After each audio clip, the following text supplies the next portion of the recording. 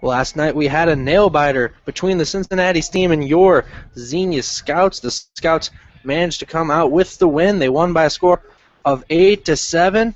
They had a big fourth inning and then fought back and forth throughout the rest of the contest to secure the win. And it'll be Thomas Wanning on the hill starting for your Scouts today. I'm Lance Morris. Alongside me, my broadcast partner, Terry Lash, as we bring you live coverage of the Xenia Scouts every single game we can right here on our YouTube, Google Hangout. You can find us on Facebook, Twitter, and Instagram. All of our social media pages are either at Xenia Scouts or at Xenia Scouts Baseball. Terry, it was a very interesting contest last night between the Scouts and the Steam.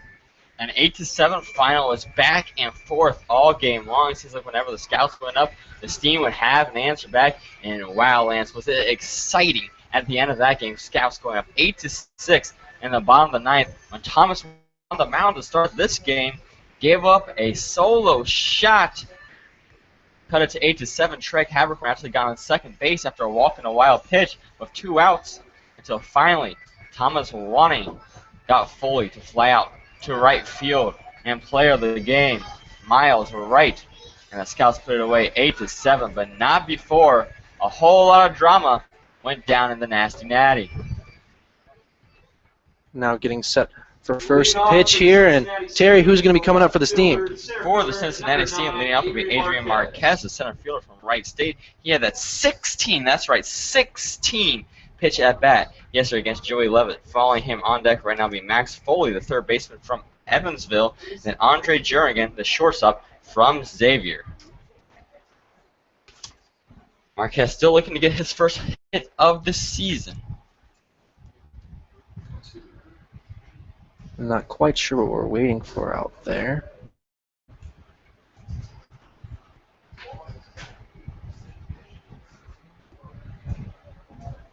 Yeah, some commotion in left field. I'm not sure either, Lance.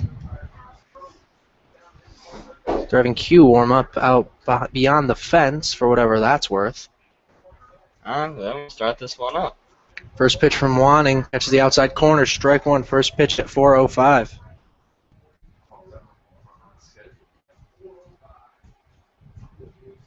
Wanning comes to a set bent over at the waist in the 0-1. On a miss outside, evens up at 1-1. And before the first pitch was even thrown, a curveball sent to Lance and myself as we both thought Q McGrath was going to start this game. And Coach K sends Thomas Wanning to the mound. The 1-1. That one will just miss the outside corner, puts it to 2-1. Marquez, like you mentioned, had a 16-pitch at-bat last night, and he ended up grounding out. 2-1. That one will catch the outside corner. He evens it up at 2-2. Interesting to see Thomas Wanning on the mound. Usually a guy that comes in for relief, pitches an inning or two, not much more than that, getting the start today. Now the 2-2. Swung and missed. He'll get Marquez to strike out to start off this ball game.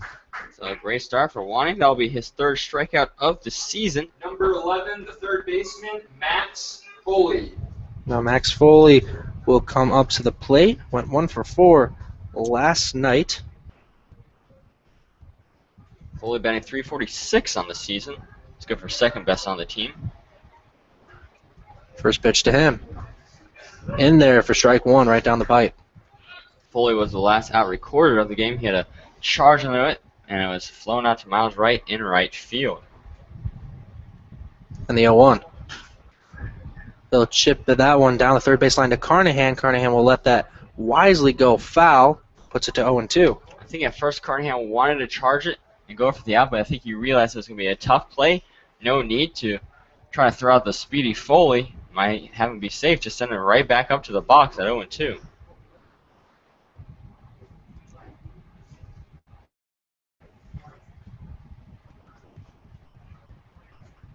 Now Foley gets ready to get back in the box. Counts 0-2.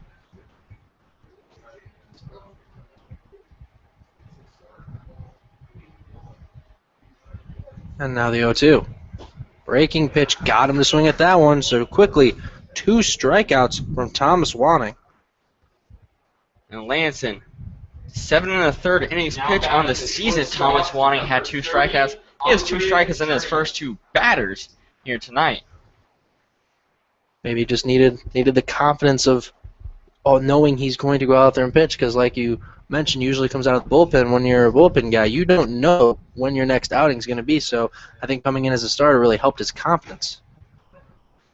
First pitch to Andre Jernigan, caught the outside corner, strike number 1. Yeah, I have Thomas in there. Now the 0-1. And will also catch the outside corner for a strike 2. Good framing job there from David Gaunt behind the plate. Jernigan comes into this game batting .320. He came in yesterday batting .381. Now the 0-2. He'll waste that one to the outside, puts it to 1-2.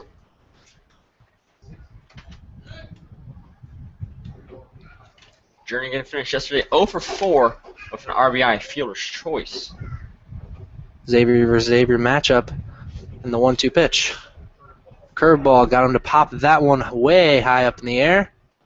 And it'll be Levi Gilcrease to come in from center field for the out. So down go the Steam 1-2-3 to start off the top half of the first. So we got Thomas Wanning on the mound. We were expecting Hugh McGrath back to the start of the pitching rotation, but Thomas Wanning coming here with a spot start, doing a great job in the first inning. Going 1-2-3, getting a couple of strikeouts. He has that very unfamiliar approach. He bends all the way down at the waist and kind of side arms it in. So it's very effective in the top part of the lineup against the Steam. And before the game even started, we saw Q warming up. So definitely appears Q is going to pitch today. He just will not start. Yeah, only 10 pitchers in the staff for the Scouts, so maybe they're just trying to keep those arms rested. They went through 4 of those pitchers yesterday. As Dylan Dowling got the start, was relieved by Joey Levitt, and Joe Chasen came in through an absolute gem, a 3 2/3 inning of hitless baseball. And then, as we mentioned, Thomas Wanning came in to get the save, so nearly half of the entire pitching staff was put in the game yesterday. So you got to think Coach Case will love it if they could just get Wanning in there and Q to throw the rest of the game, so they don't have to waste too many arms as they go into their off day tomorrow. And Terry, it's now going to be the bottom of the second inning. It'll be Weston Noble pitching for the Steam. Who do we have coming up for the Scouts? For the with the shortstop Lee Solomon from Lipscomb University, batting .333 on the year. And Christian Binger moving back to the number 2 spot in the lineup. He's from Southwest Baptist University, the second baseman. He's batting .219 on the year. He's been doing much better recently. Started off the season slow, but has been hitting at a torrid pace. And to round it off, the third hitter, Kyle Carnahan, the third baseman from Washburn. He went 2 for 4 yesterday with an RBI single. Lipscomb University, number 3, Lee Solomon. So now Lee Solomon will come up to the plate. Solomon went 2 for 6 yesterday. He had a 2 RBI single.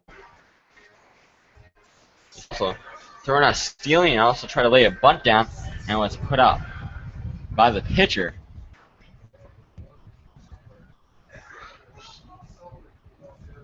First pitch. And there for strike number 1 to Solomon.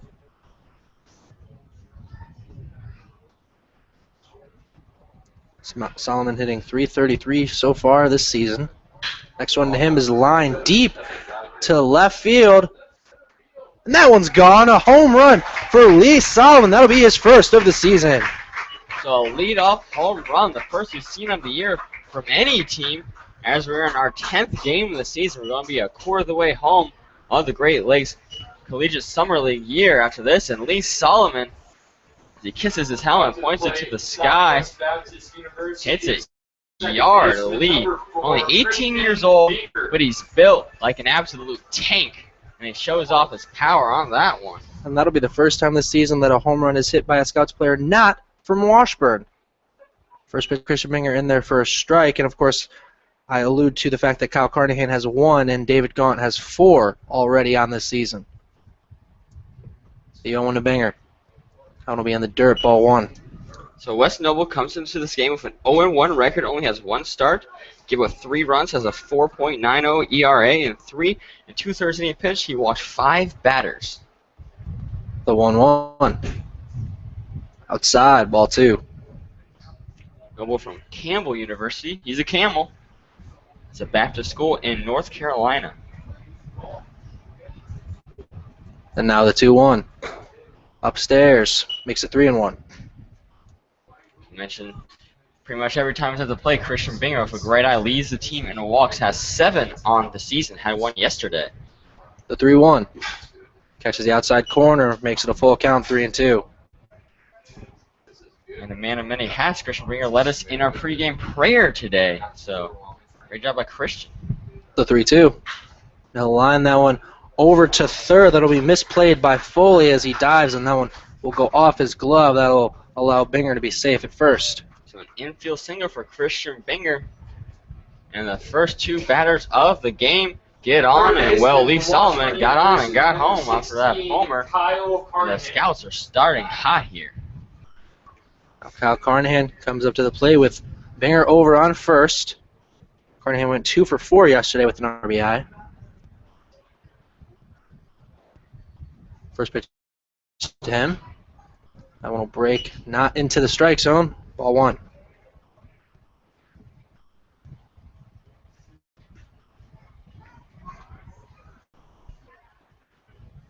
Binger with a decent lead off of first.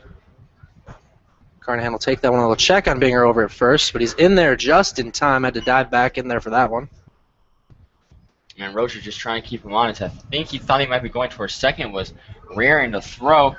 Might as well get his money worth. Take it over to Gans at first. Another 2-0 to Carnahan. And there's strike 1.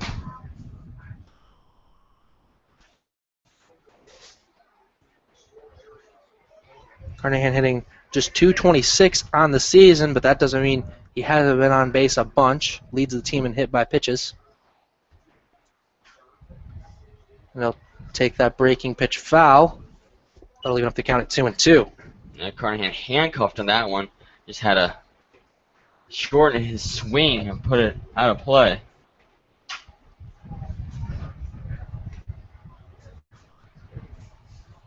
Binger's still over on first. Nobody out so far in the bottom of the first. They'll check on Christian over at first. He'll be in there without a dive. Carnahan came into the game batting .225.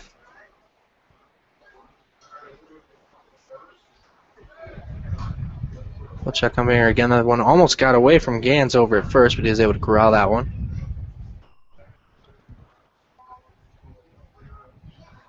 Only 3 Scouts on the team batting over 300 this year, but a 7-2 record. The 2-2. And that one's hit way high up in the air. That one will be caught by Lewandowski, the left fielder, for the first out of the bottom of the first. Yeah, Lewandowski did a good job of dealing with the wind in this one as it's going from left to right. If you look at the trees behind the fence in Grady's field, but was able to put that out of his head and get under that one and put it away. And same story for Kyle Carnahan. He pops it up. So now David Gaunt up to the plate. Binger still over on first. One down here in the bottom of the first. First pitch to Gaunt. Catches the outside corner for strike 1. Gaunt, like we mentioned, 4 home runs already in this very young season, to go with 13 RBIs as they'll check on Binger over at first again.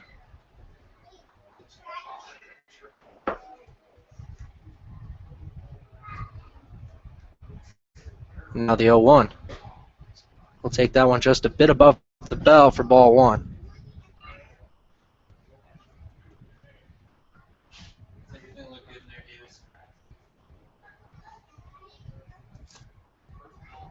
Binger's still over on first. We'll check on him again. He'll be in there safely. And they are really worried about Christian Binger stealing over first. They've thrown over there at least 5 or 6 times. And he did have a steal yesterday, so that might be the reason why. The 1-1. That one will catch the outside corner. Puts it to 1-2 to David Gaunt. So 16 pitches already for Wes Noble. He's got some good jobs so far working him in the first inning.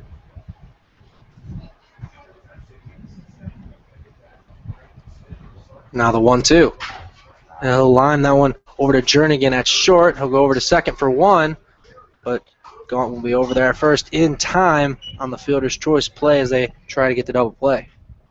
Yeah, so Christian will be out. That was a slow roller hit towards Jernigan. It could not turn two, but David gets on again. The first baseman from Hendrix College, number 34, Wyatt Hogan. So now Wyatt Hogan will come to the plate with 2 down. Now we'll have David Gaunt over at first instead of Christian Binger. Wyatt didn't play yesterday, so 1 man on the bench. First pitch to him is line down the line, but foul out of play. On Friday night, down in Athens, Ohio against the Copperheads, when Wyatt did start, he went 0 for 4 in that contest. Coming to this game, batting .192.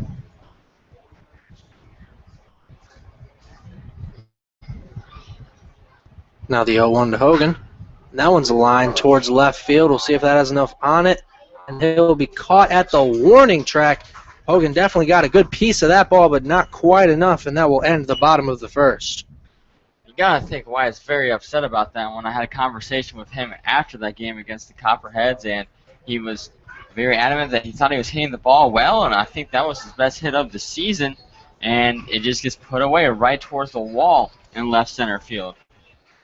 And we are going to have a new pitcher, as I saw Thomas Wanning off to the side, already out of his uniform, so pretty sure we're going to have a new pitcher, and I would be surprised if it's someone other than Q McGrath. And it will be Q. So Thomas starts the game, but only goes 1 inning. I guess Coach Case is trying to get the most of outings. From East Central University, number 15, Quentin McGrath. Also entering for the Scouts, the catcher, number 20, Lincoln Reed. No, he's just warming him up. They do this every time. Are you serious? Yes. Watch, I'll put it back in. Watch this one. So Quentin McGrath will be out there to pitch. He was originally slated to be the starter today, but they decided to have Wanning start and throw an inning. I don't know if that was the plan originally or if that was something that changed after the game, as Wanning, I think, already down getting ice.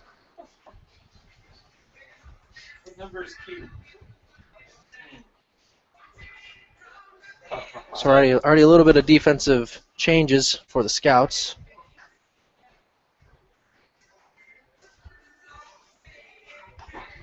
Thomas did great in that 1 inning of action, and the Scouts never trail in this game. He will get the win as they hit that homer in the bottom of the first. Yeah, he is catching. I just don't know why Lincoln came out in full gear. It threw me off. Normally catchers don't come out with. Catchers warm So we'll have Quentin coming in the second inning of this ball game. And Terry, what should we know about Q McGrath is tied for the league lead and wins this year. He has 2. Has not given up a single run yet on the season. He started the season off against the Monarchs. Trey Gans. And did fantastic in that performance, pitching 5 innings strong. He's pitched 5 innings in both of his contests. He's only given up 7 total hits, has 3 walks and 5 strikeouts in those 2 wins.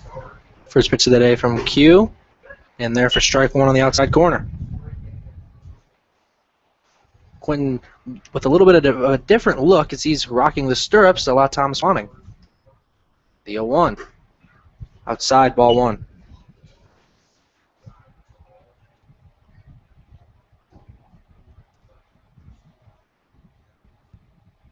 And now the 1-1. One will be low and away. Ball 2. The reason I bring up Quentin's different socks is he's known on the team for having a very good sock game, Terry. Yeah, sock repertoire is second to none. 2-1. Catches the outside corner for strike 2. Evens it up at 2-2. Quentin from East Central University in Ada, Oklahoma. And now the 2-2. Upstairs, ball 3. That'll put it to 3-2.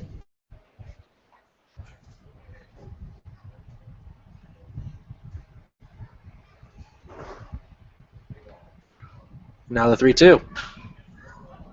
That one will be hit high towards left field. And Bravo will get under that one for out number 1 in the top of the second.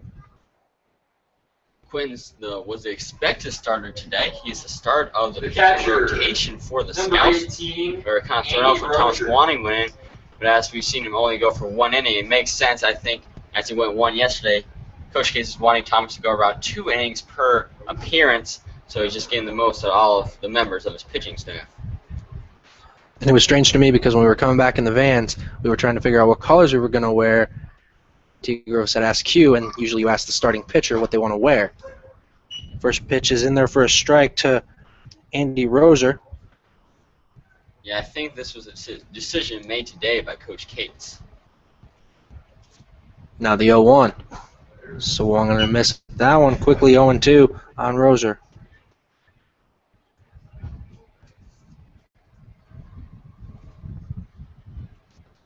Roser didn't get the start last night, but is hitting over 300 on the season. Now the 0-2. That one's popped up high in the air towards the outfield. And Bravo will get under that one for the second out of the inning. So, 2 quick outs both towards left field, and Jonathan Bravo showing off his range and saw off his Gold Glove ability last night as he made a diving catch into a chain link fence and was able to put away the out there. Probably the best play in the field we've seen all season long.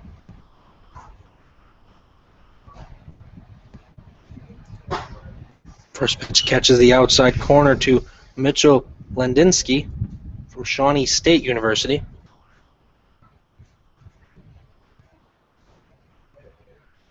Now the 0-1. That one will be in the dirt, evens up at 1-1. Lendinsky comes into this game batting 182.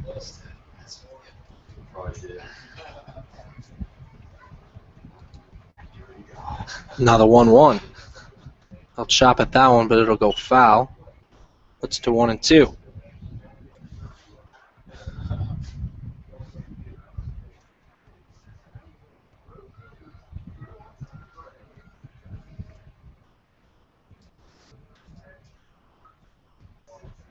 Now the 1-2. I'll foul that one back. We'll do it again at 1-2.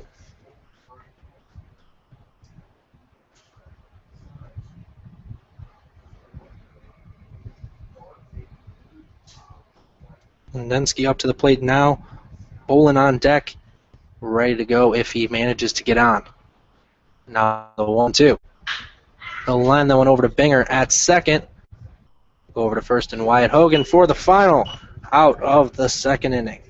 The 6 up, 6 down for the Steam, who have been cooled off here at Grady's field. The Scouts' defense and pitching has like just absolutely in complete control.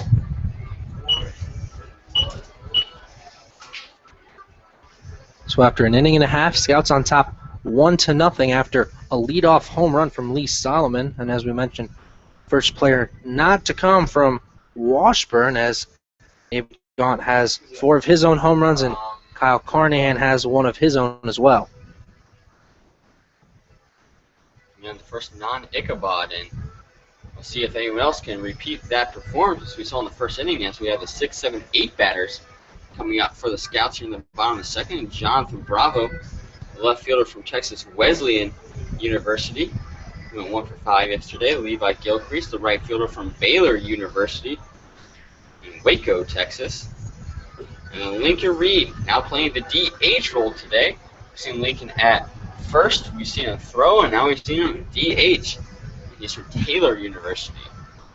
Playing against his hometown Cincinnati Steam, as Lincoln's from Cincinnati, Ohio. Now Texas Wesleyan University, the left fielder, number 7, Johnny Bravo.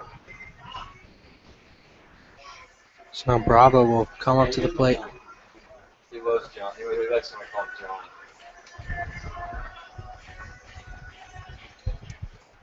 Bravo, like you mentioned, had a nice play in the field last night against the Steam. First pitch to him will be low for ball 1.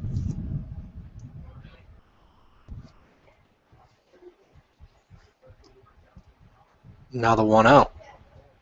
One will be low and in the dirt as well. Puts it to 2-0. Bravo went 1 for 5 last night. Comes into today hitting 280. Next one will be inside for ball 3, so 3-0 to Bravo. Noble's first start. He did walk 5 batters, so see if he gets his first one against the Scouts. 3-0. And that'll be inside as well for another ball. That'll be ball 4. So he'll walk Bravo on 4 straight pitches. The center fielder, number 6. So a base runner for the Scouts. Jonathan Bravo has a lot of speed over there. So a great way to start this bottom of the second.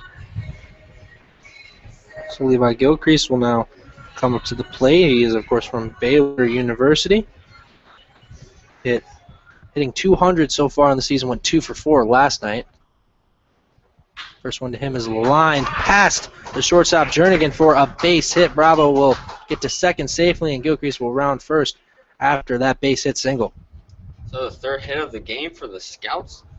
Levi Gilcrease putting that one Now up to to center play field, the right back designated up the hitter middle. of Taylor University, number 20, Lincoln Reed.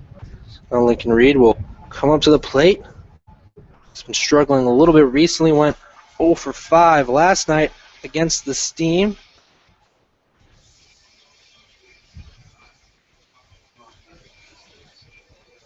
So after a quick meeting on the mound, we'll get ready for this at-bat. Lincoln, of course, a switch hitter. He'll be hitting from the left side right now.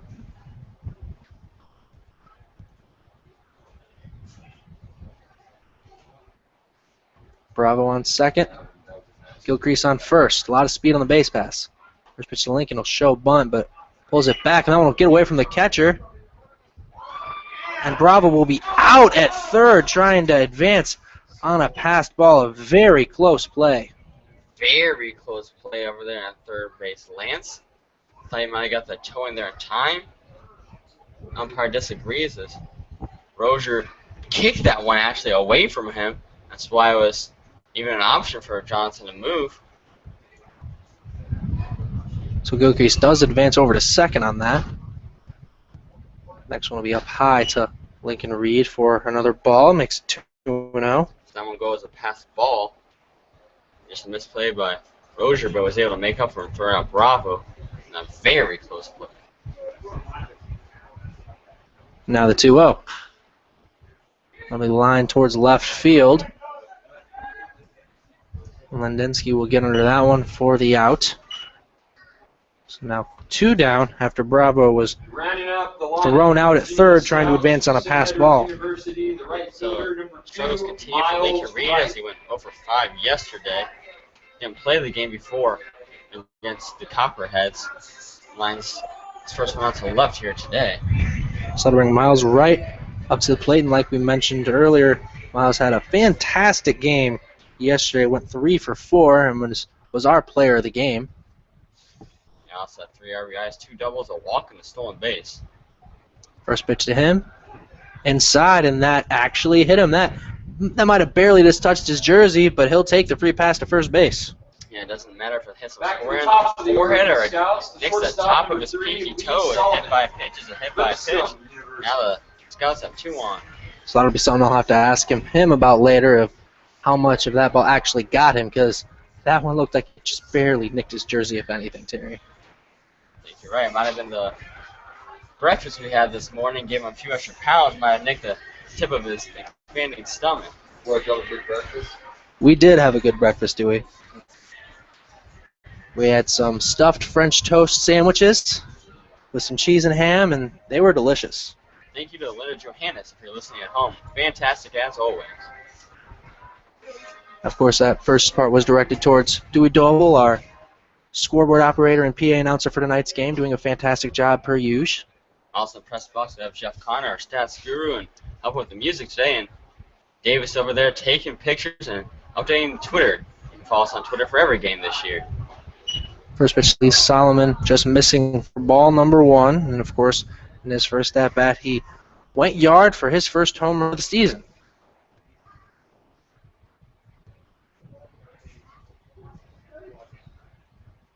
The 1-0. That one will miss again, so 2-0 to Solomon. Almost giving up a hit this inning to Gilchrist, is standing on the bag at second, but also has a walk and a hit by pitch, so Solomon might have a key eye here. You might be able to get off first. The 2-0. He'll fly that one out of play, puts it to 2-1. And even with Bravo getting out at third, still a lot of speed on the base pass with Gilcrease over on second and Miles over at first. Yeah, the 8th or 2nd spot on this team has a whole lot of speed.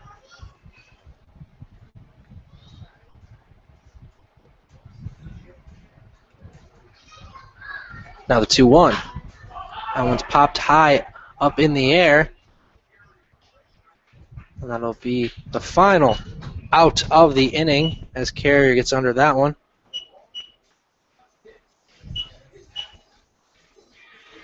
So after 2 innings of play, Scouts on top by a score of 1-0 after, like we mentioned earlier, the solo home run to lead off the bottom of the first from Solomon. And runners left on base were a problem for the Scouts yesterday as they leave 2 on there. Scouts won the game yesterday 8-7, but they completely hit the Steam, outhit by 12-5 total. 7 more runs than the Steam had, or excuse me, 7 more hits than the Steam had. And they only had 5 total hits. There was a bunch of walks, 6 total from the Scouts. It led to a lot of the Steam scoring, but the Steam themselves also had 6, so there's a lot of misplays. There was 2 errors on Scouts yesterday. That contributed to the score as well. So getting ready to start the top of the 3rd inning of action here at Grady's Field on the campus of Athletes in action here in Xenia, Ohio. I'm Lance Morris alongside my broadcast partner Terry Lash, and we are proud to bring you coverage of every Xenia Scouts game, whether it's here or on the road, right here through our YouTube and Google Hangouts. You can find us on all the social media sites, Facebook, Twitter, Instagram. You can also find us on our website of Xenia Scouts. Leading off the top half of inning number 3 for the Cincinnati Steam. Terry, who do we have coming up for the Scouts in the top of the 3rd, or the Steam in the top of the 3rd, excuse me. We're at the bottom of their lineup as they have Adam Bolin, the DH from Northern Kentucky. He's a Norseman. Danny Carrier, the second baseman from East Tennessee State, had that killer game yesterday. And Brad Burkhart, the right fielder from right down here in Dayton, Ohio. He's a flyer. And the first one will be fouled out of play from Bolin. Will be the designated hitter for tonight's game. He's playing third yesterday, struggled a little bit, went 0 for 4. The 0-1. That'll be fouled back towards us, but over our heads and out of play. So quickly 0-2 on Bolin. Terry has had bad luck with pens these last couple of days. I'll tell you what, is that one literally just breaks on him. Exploded my hand, Lance. The 0-2 on the outside. Got him. Tried to check his swing. But nonetheless, that'll be the first strikeout of the game for Quentin McGrath, and that's going to be the 3rd for the Scouts so far. You gotta think Bolin's shaking his head at that one, Lance. That's when he went when he went around, it looks like he just knew sitting there in the batter's box. This was a horrible decision. That ball was way outside the strike zone. So Danny Carrier will now be up to the plate. First pitch to him is outside, ball 1.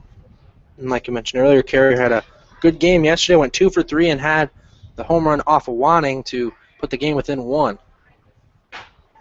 Next one will be outside as well, 2-0 to Carrier. That's not a double, so 2 extra base hits for Carrier, only 5 hits total. Now the 2-0. Foul back towards us, puts it to 2-1.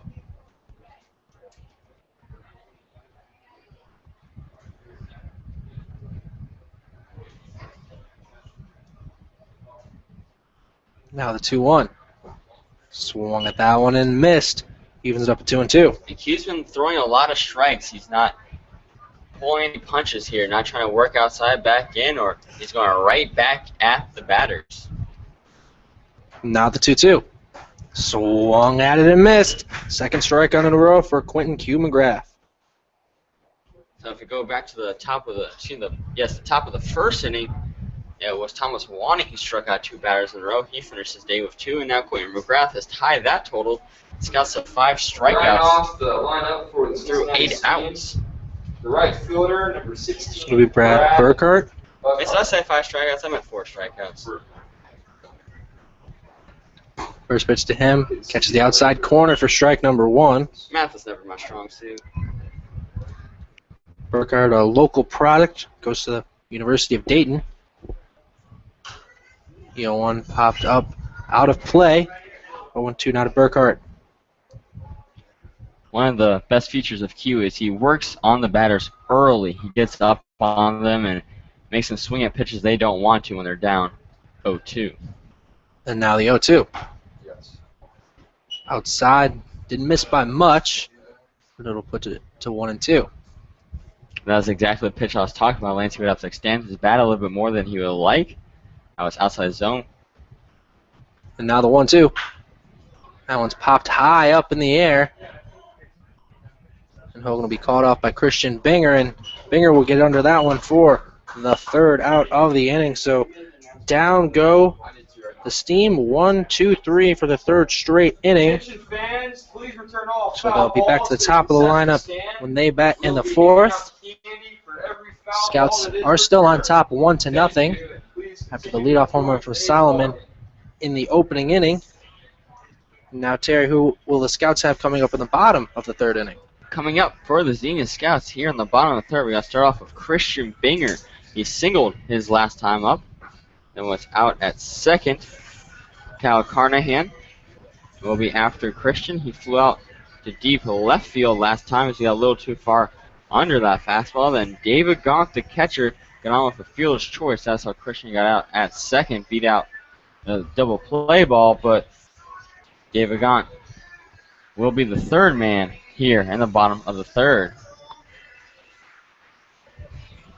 So Weston Noble will take a couple more of his warm-up pitches before we start the bottom of the third inning.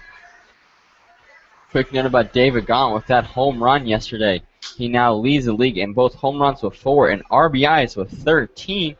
The Xenia Scouts record for home runs in a season, 6. We are through 9 games.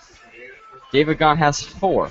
Leading off. These are facts. These are facts, and I'm not great at math, as we've seen so far in this broadcast, Lance, but I think he's on pace to maybe give those the challenge. Just maybe. He had a couple home runs this past season at Washburn, so, you know, Only 16. just a few.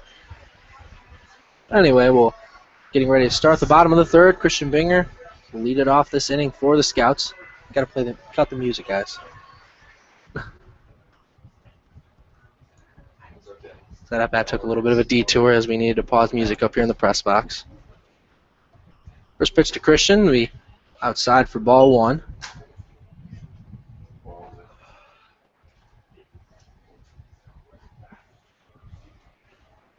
Now the 1-0. And that one will be lined towards left field for a base hit. And we'll round first but head right back there. So Christian leads off this inning with a base hit. Christian Binger has just Third been baseman, putting the barrel on the University, bat number recently. He's been 16, putting the ball on the play, Kyle and 2 for 2 so far. He started 2 for 2 yesterday as well. And he just, last few games, Christian Binger has really found his zone. Now Kyle Carnahan will be up to the plate for the Scouts. Binger over on first. First pitch to him. That one's skied high in the air. That one will just get out of play. It'll hit off the Scouts' dugout. Again, same story for Kyle, getting a little too far under it. He always has great pop off the bat as soon as he hits it, but he just skies it a little too far, and it gives the Steam a little time to run under it.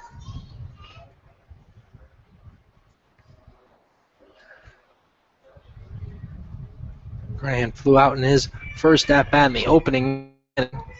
Now the 0-1. Breaking pitch just missed on that one.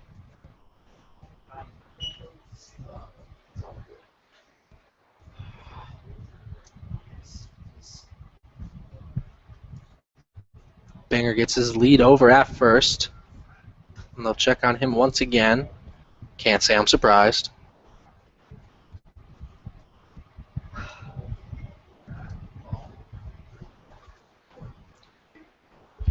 Hey Jeff, if that's too much for you, let Dewey take over. Because I don't want you to be too stressed over there. 1-1 was lined down the line, but foul. They'll put the count to 1-2.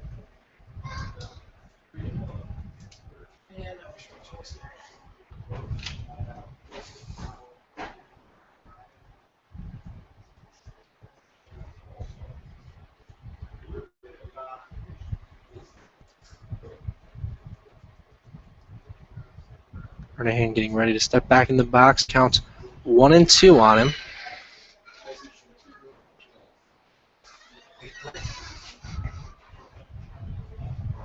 They'll check on Christian over at first. He's back in time.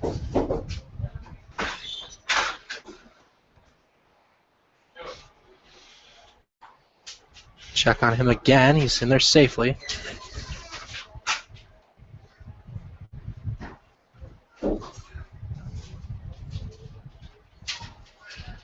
Now the 1-2.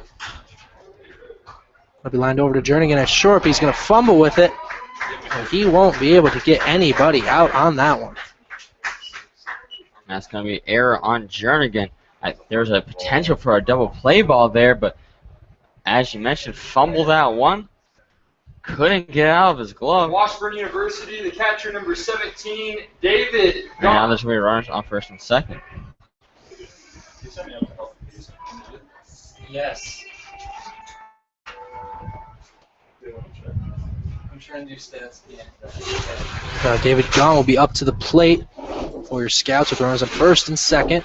Nobody down here in the bottom of the third. First pitch to him. It'll be low and it'll get away from the catcher. Binger almost went to third, but he'll hold off. I think that was a good choice by Binger. We saw what happened when Jonathan Bravo tried to go from second to third.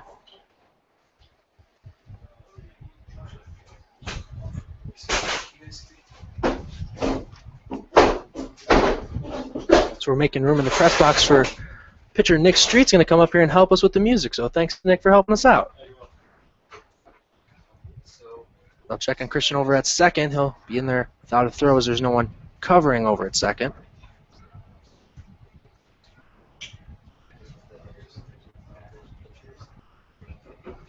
Now the 1-0. One's fouled back. Just got a piece of that one. Did Gaunt.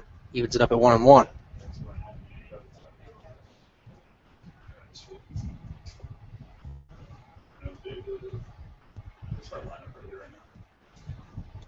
Gaunt, like we mentioned, can't say enough about him already with 4 home runs, 13 RBIs in this young season.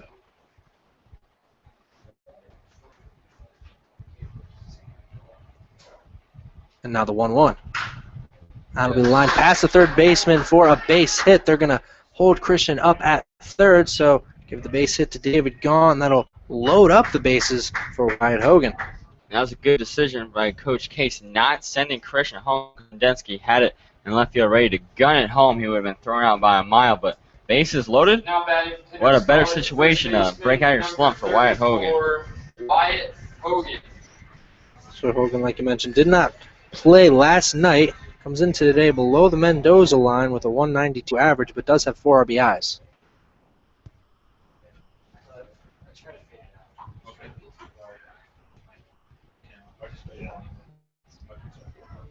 First pitch to Hogan. Just missed the outside corner for a ball.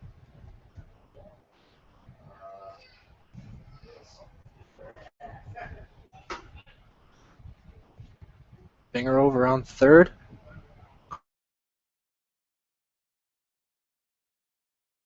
Gone on first. Next one misses just outside again, puts it to 2-0. Still no outs here, as West Noble has been struggling.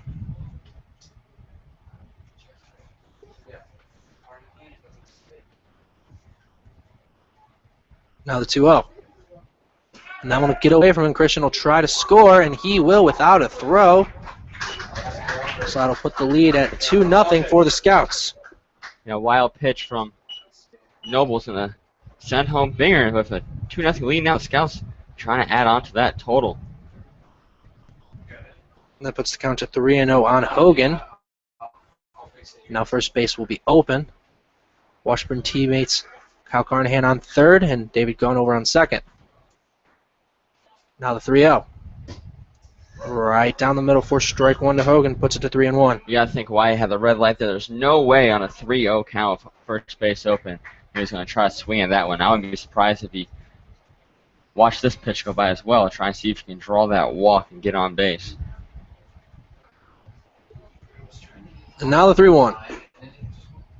That one just misses on the outside corner. That one didn't miss by too much, but Nonetheless, Wyatt Hogan will stroll over to first base after the walk. University, number 7. And you can see the Johnny disgruntled Bravo. look on his face.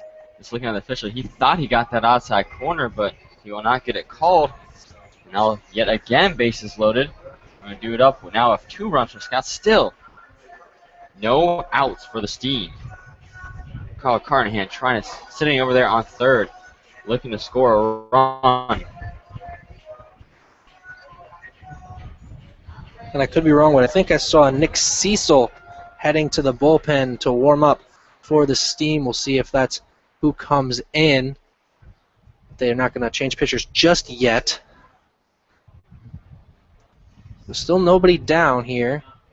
Bottom of the third, Scouts already have a run on the board this inning.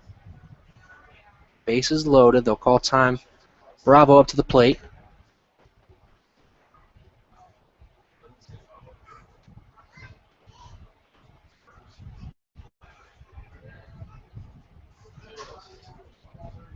First pitch to Bravo. Inside for a ball.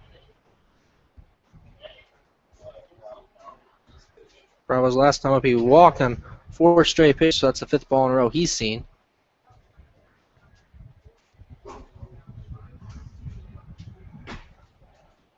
Next one will miss outside. Makes it 2-0. And now it appears that may be it for Wes Noble. Pat High coming out, the manager of the Steam. And was only going 2 innings as he's yet to record out here in the bottom of the third. In his first start of the season, a game in which he lost, he went 3 2/3, had 5 walks in that one. We've seen him walk 2 here, including the last batter and the batter at the plate, Jonathan Bravo, back in the bottom of the second inning. As you mentioned, Lance, we think we might have saw some activity in the bullpen. My view is obstructed. I can't see what's going on over there, but we'll see if Pat's going to keep him in. It looks like he's going to. And they're going to try to see if they can get a ground ball, double play out of this, maybe limit the damage. But Wes Noble working from behind against Jonathan Bravo, the left fielder from Texas Wesleyan. So 2-0 the count to Bravo. Bases loaded. Now the 2-0. That one will miss as well. Ball 3, 7th straight ball thrown to Bravo. And again, you got to think here. Yes, as we saw White do. And now the 3-0. And he'll that one, and he will walk in a run. That'll put the Scouts on top 3-0. That'll be his 3rd walk of the game, 3rd run of the game. All of them earned through 2 innings of pitching. I'll bring up Levi Gilcrease, who singled last time up. Levi Gilcrease. So Gilcrease now comes to the plate. The base is loaded. Still nobody down. Scouts on top 3-0. First pitch to Levi. And he'll line that one in the gap for a base hit. Gaunt's going to score with these. They're going to send home Wyatt Hogan. And Hogan's going to be in there safely. They'll try and throw it over to second, but Gilcrease is going to be in there in plenty of time. So a 2 RBI double from Gilcrease puts the Scouts on top 5-0. Levi Gilcrease continues his excellent day. And that's going to Designated hitter. probably do it for Noble, Number or they're going to keep him in there. 23, As the Taylor lead's extended to University. 5 here in the bottom of the third. 3 given up this inning.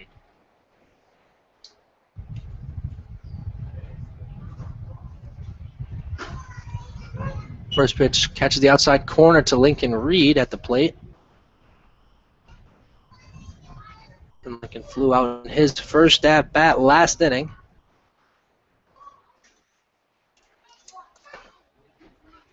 And now the 0-1. They'll line that one down the first base line, and they'll say it's a fair ball, and Lincoln will be out over at first, and that will hold the runners as they're not now going to get in a rundown. They're going to see if they can score a run. And they're going to tag Bravo out as they try to score another run, as tried to get Levi in a rundown, and they were fortunate to realize that Bravo was going to try and score and got him out. And Levi's over there on third base right now. Just told Coach Cage, that one's on me. He knows he made a base running error. That's the reason why Bravo is out at the plate. And just unfortunate situation overall to get that double play. I believe that was a 3-6-2 double play officially.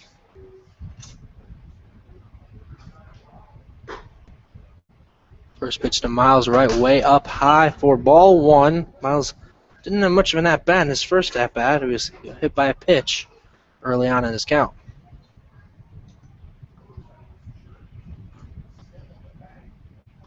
And now the 1-0. He'll line that one down the third base line. Foley will field that one and go over to first for the out, and that will be the third out of the inning, but not before the Scouts add on to their lead. They score 4 runs that inning to make it 5-0 in their favor.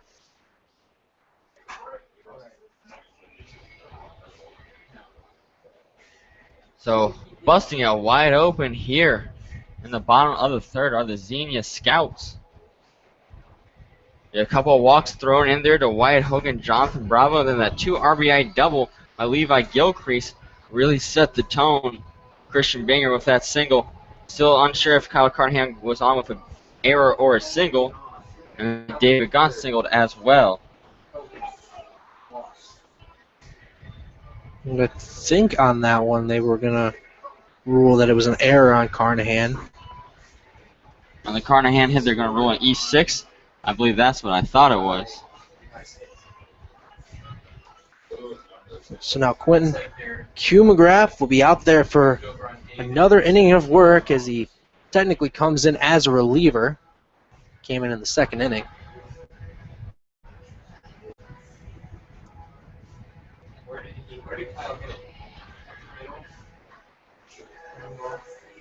So now Q is warming up with his couple warm-up pitches.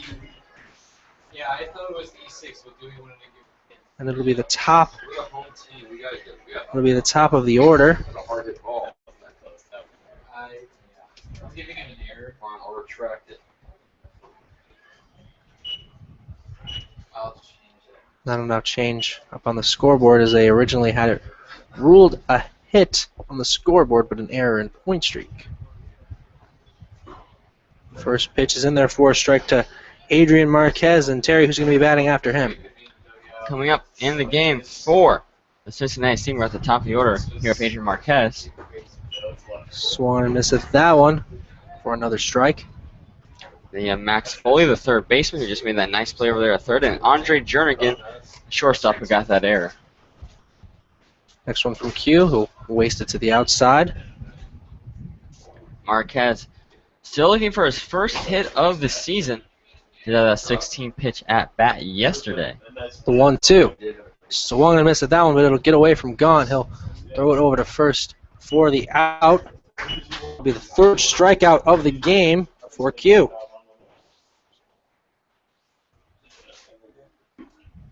And the second time this game, Marquez goes down swinging. And that'll bring up Max Foley, who also struck out back in the first inning. That was back when Thomas Wani was on the mound. Max Foley, the third baseman. So Max Foley now up to the plate. First pitch to him. That one will fly out of play for strike one.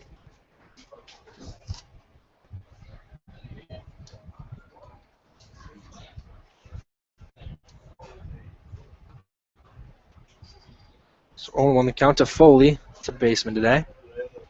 Now the 0-1 pitch. Breaking pitch just missed the corner on that one. Evens up at 1-1.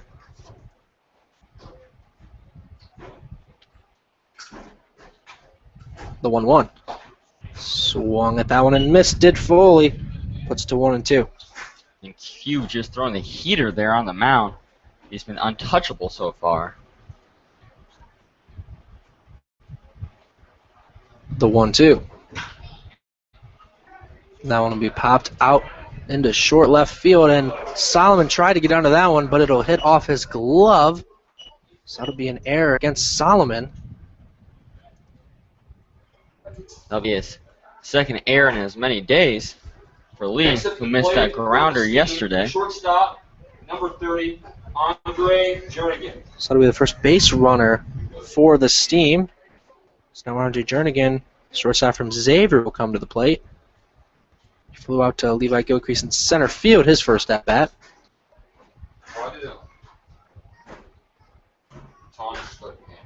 Next one will be fouled just out of play. Oh, okay. So they were just trying to get it in and out of him. So I just want to get it away early. So I'm waiting around. The next one, outside Gunn is going to try and pick him off over at first, but he'll be back in time. But a good throw by Gaunt, staying active behind the plate, making sure Foley stays aware over there on first base. Good tag apply by Wyatt Hogan as well. Now the 1-1 though. Check over at first on Foley once again from Q. Getting word up here that Thomas was going to go on a college visit today. And the 1-1 will be swung on and missed. Makes it to 1-2. And he knew they wanted to get him another inning of work, and they didn't want him to sit around and wait. Well, why not have him put the game? And if the Scouts hold on to this 5-0 lead, he'll get the win. Now the 1-2. That one will foul out of play over our heads. So we'll do it again at 1-2. Max Foley did steal a base yesterday. He was paying a lot of attention to him over here at first.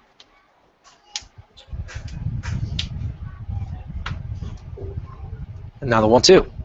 Swung at that one and missed. Another strikeout from Q. That'll be his fourth of the game. So Q's been in complete control. Coming on back in the top of the second inning. No, Trey Gans coming to the plate as I accidentally cut Terry off. Sorry, Terry. He has sat down 8 batters, and 4 of those, so exactly half, have been on strikeouts. You're getting better at math, Terry. I'll give you that. I'm trying. First pitch to Gans is lined towards left field. That'll go foul, and Bravo won't get to that one in time, so it'll fall harmlessly foul. And Lance, that one was eerily similar to that play we saw Jonathan Bravo make sliding into the fence yesterday. The foul territory in left field here at Grady's Field, much deeper than it was back in McCleary Field in Cincinnati.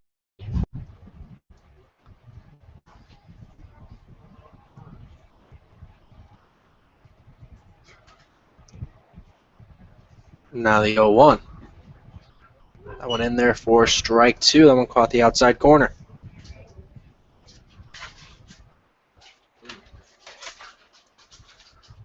How did you know, dude? You're getting close. You get stuff. Now the 0-2. Took a hack at that one and missed. And he'll go over to first for the out. So Quentin McGrath will strike out the side in a little unconventional way as he allowed Fuller to get on base with an error. But still, nonetheless, out of that inning with no damage done. And through 12 outs in 4 innings for the Scouts, 7 of those have been strikeouts, 5 of which coming off the left arm of Quentin McGrath, and 2 of those coming from the right arm of Thomas Wanning. So a pitcher's fantasy today for the Xenia Scouts, who have been working their magic on that field turf mound. We'll have a new pitcher out there for the Cincinnati Steam to start off this 4th inning. It looks like it'll be Nick Cecil, who Lance alluded to earlier. Nick is a 5'11", 187-pound lefty from Evansville University, same college that Max Foley, the third baseman, goes to. Evansville, the Aces are from Illinois, Evansville, Illinois, and his hometown is Lebanon, Ohio, which is a suburb of Cincy. So the Scouts look to face a new pitcher this time up, and Terry, who is going to be coming up for the Scouts? Coming up for the Scouts will be the only member of the Sturdy Nine to not get an out back in the bottom of the 3rd inning. The top of the order, Lee Solomon. Lee is 1 for 2 in this game with that solo home run to left center. We saw starting it off, so he has an RBI home run, and then Christian Binger and Kyle Carnahan. Christian's 2 for 2, and Carnahan is 0 for 2 after he got on and scored that error. Christian, an unbelievable game, 2 for 2 with a run, both singles, and up that average of his.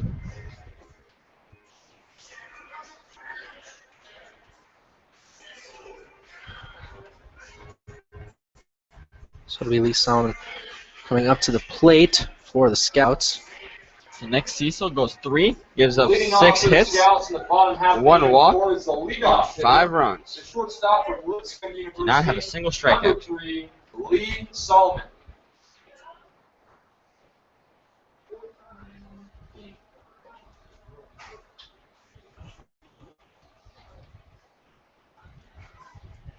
First pitch to Solomon. He'll put down the bunt. He'll get it down. And he will be just out over at first. Was not out by much on a pretty good bunt there from Solomon. Not much at all. A bang play at the bag at first base. I'm not sure if he was safe or not, Lance. But Lee Solomon's going to be 1 for 3 now after the second day in a row gets thrown out trying to bunt. Christian Binger up to the plate for the Scouts. 2 for 2 on the day. First pitch to him is up high, ball 1.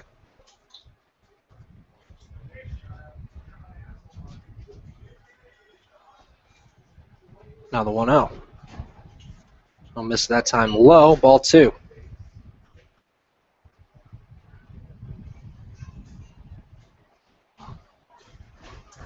Now the 2-0. Strike 1 on that one. Puts it to 2-1.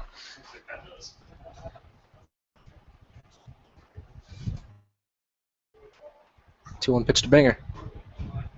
Just a bit outside, puts it to 3-1. Now Christian is 1 ball away from getting his 8th 90-foot stroll to first base of the season. And now the 3-1. And that'll be outside. He walks Christian.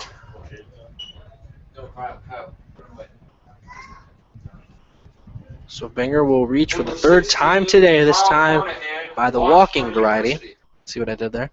I liked it, Lance. Then bring Kyle Carnahan up to the plate. Reached on an error his last time up. Once again, thank you for watching the web stream on a Sunday afternoon. First pitch to Carnahan is hit down the right field line. That'll want to go into the Steam bullpen for the first strike to Carnahan.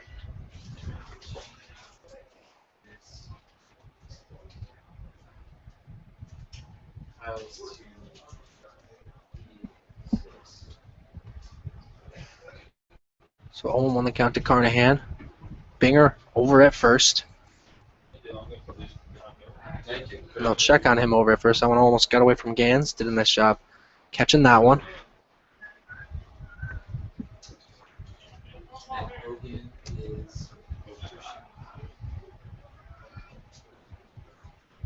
Now the 0-1. And that one's down the line in left field. And just caught at the warning track. Another potential home run robbed there from Carnahan. Kyle just can't buy a break. He keeps crushing these balls to left field, and there's just ending a little bit short. We saw it down at Bob Wren Stadium in Athens, Ohio. He hit it about 400 feet. Bob Wren being the deepest part of the Scouts will play at it. It was just at the warning track, as this one's at the warning track as well. I'm going to bring up David Gaunt to the plate. He had a base hit last time up. They'll check on Christian Binger over at first. He'll be in there safely.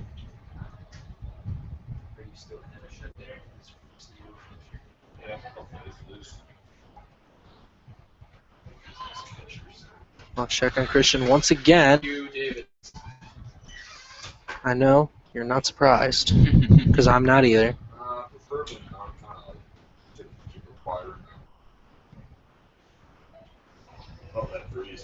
First pitch to Gaunt, way outside, looked a little bit like a pitch out there. That's exactly what it was, Lance. They're just convinced that Christian's going to try to swipe a base. After all the times they've checked on him, I hope he does. Now the 1-0. Went low, close to the dirt, puts it to 2-0.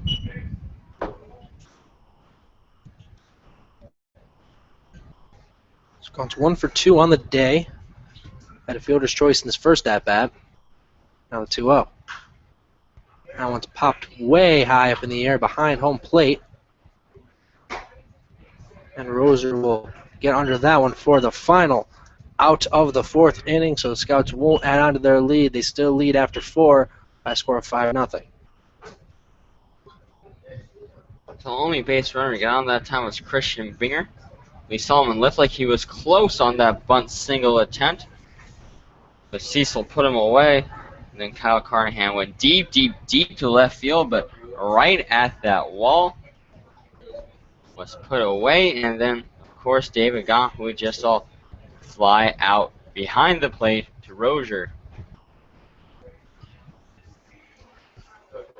Now we're going to see Quentin Q. McGrath on the mound once again. This will be his 4th inning of work. For those of you just tuning in now, Thomas Wanning got the start this game. Pitched 1 inning before he was replaced by Q. He has a college visit later today. And they knew they wanted an inning out of him. They didn't want him to sit around waiting on the bench any longer than he had to. So Coach K says, hey, low shot to left center back in the bottom of the 1st. The Scouts hold on this one. It's going to be a victory for Thomas. Is a solo shot different than a solo shot? A little bit, Lance. That was too perfect. I had to pounce on that one. But now we're getting ready to start the top of the 5th. And Terry, who does the team have coming up? Coming out for the Steam will be Andy Rozier, the catcher from Huntington University. He flew out to left field last time. Mitchell Lendeski, the left fielder from Shawnee State in Southern Ohio. He grounded out to second. And Adam Bolin, the designated hitter for Northern Kentucky, he struck out.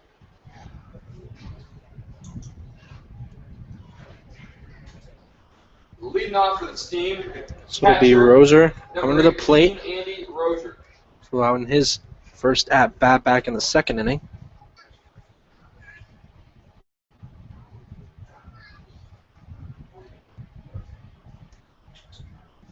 First pitch to him. Took a whiff at that one and missed.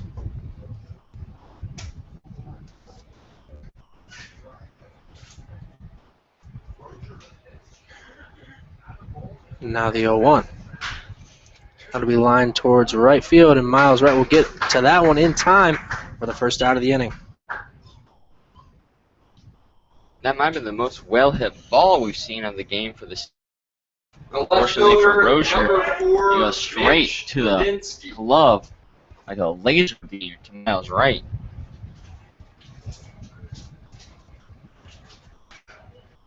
It'll be Lindensky up to the plate for the Steam. First pitch to him. Catch the outside corner for strike 1. And Lindensky grounded out over to Christian Binger at second. And back in the 2nd inning.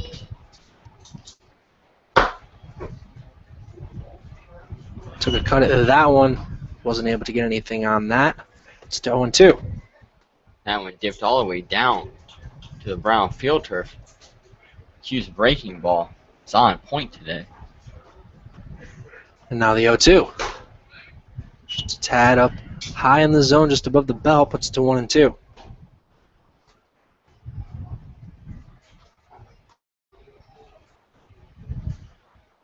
And now the 1-2.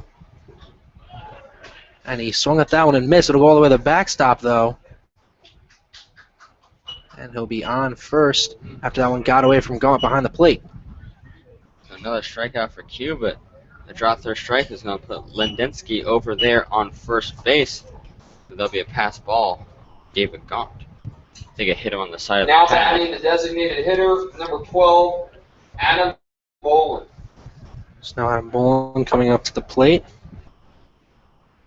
It's the second base runner of the game for the Steam. Neither have gone on with a hit or a walk. Checking Lindensky over at first. He's in there in time. Bolin struck out in his last at-bat. That was back in the 3rd inning. First pitch to him. Now we line towards center field, and Gilcrease will get under that one for the out.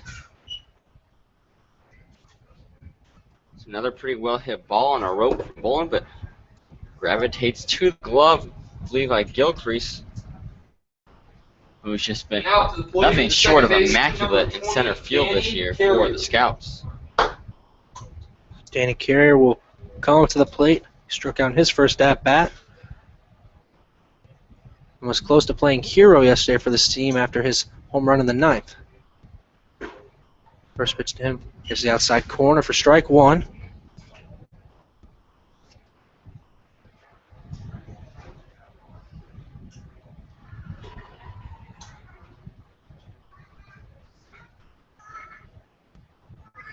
Now the 0-1. Swung on that one.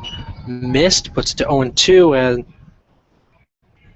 Lindensky was trying a little fake steal over there first. If Q gets one more strike, he doesn't even have to worry about the base runner on first. We're at 6 for the day. Now the 0-2. Swung at that one and missed. Another strikeout for Q McGrath. And make that 7, Lance, and 9 total for the Scouts, as 9 of the 15 outs recorded have been strikeouts.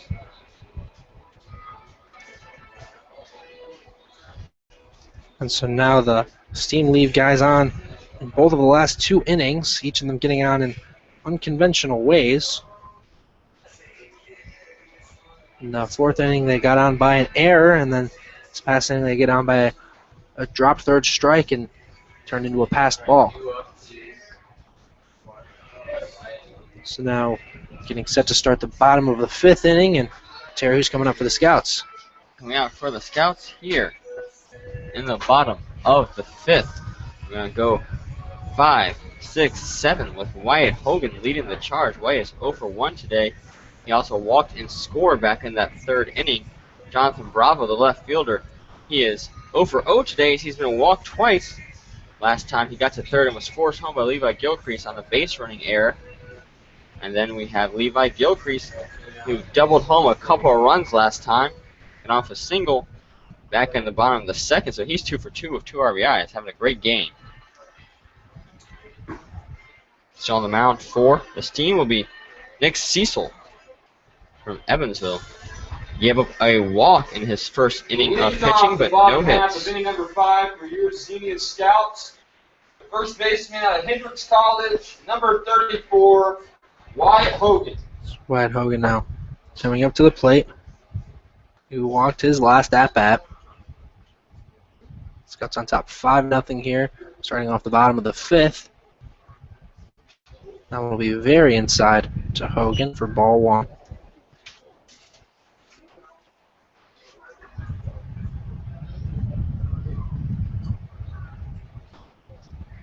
The 1-0. He'll line that one towards center field, and that one will get down for a base hit. He will round first, head for second. He'll be into second without a throw, so stand-up double there from Hogan to lead off the inning. And can't be happier for the guy, Wyatt Hogan, who's been slumping a little bit recently. He's been putting good contact on the ball. We saw that with that big shot to left field back in the 1st inning when he was caught right on the warning track that time. It's a bounce off the wall on that stand-up double. And it's now in scoring position. Jonathan Bravo comes up to the plate. Now Bravo will come up to the plate with Wyatt Hogan over on second after the double.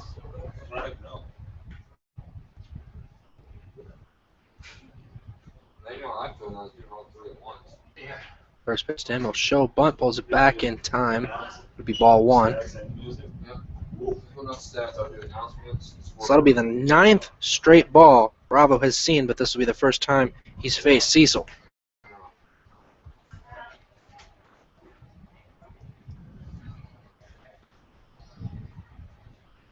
Now the 1-0. And that one misses as well. 10 straight balls to Bravo. That's gotta be a record, Lance. These aren't intentional walks either. No, they're It's not. not like Barry Bonds to the play where they're just trying to throw around him. They're just missing. And he'll line that one over to third. They'll look Hogan back. And Bravo's safe on first. And that time Gans had to leap up to catch that one, had to pull his foot off of the bag. And that'll be an error on Foley over there at third base. He did a good job looking off Wyatt Hogan. He did everything he's supposed to do. And then threw it a little too high on his way to Gans. Levi Gilcrease, Baylor University. Levi Gilcrease now will come up to the plate with Hogan over on second, Bravo on first. Nobody down, bottom of the fifth.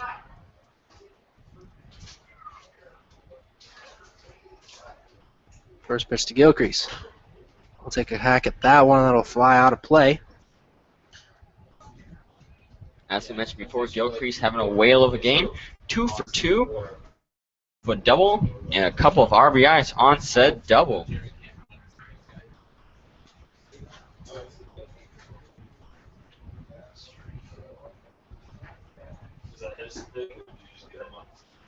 And that'll be a strike to Gilcrease. That one right down the middle. It's 0-2. He puts his hands in that field turf because the pellets rub off some of the sweat so he can get a better grip of the bat. Now the 0-2. That'll be way inside. That'll get away from Roser behind the plate. And Hogan will advance to third. Advance to second. That pass ball with the runners on second and third.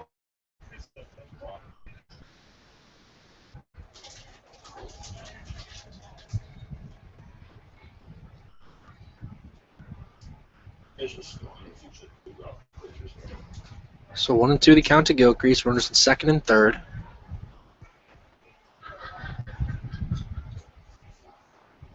And now the 1-2. That one will be fouled back. We'll do it again at 1-2. A good job by Levi staying alive. Just getting a nick of the stitchings of that baseball. So he goes right back to the field turf.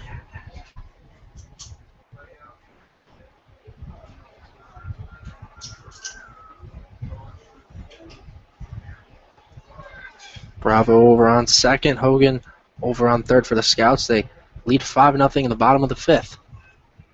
Now the 1-2 pitch. That one will be inside for a ball. It'll even it up at 2-2.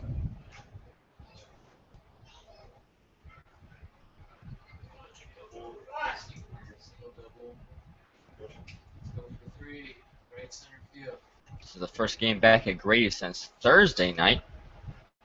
First game against the Copperheads, which the Scouts won 6-1. And the 2-2.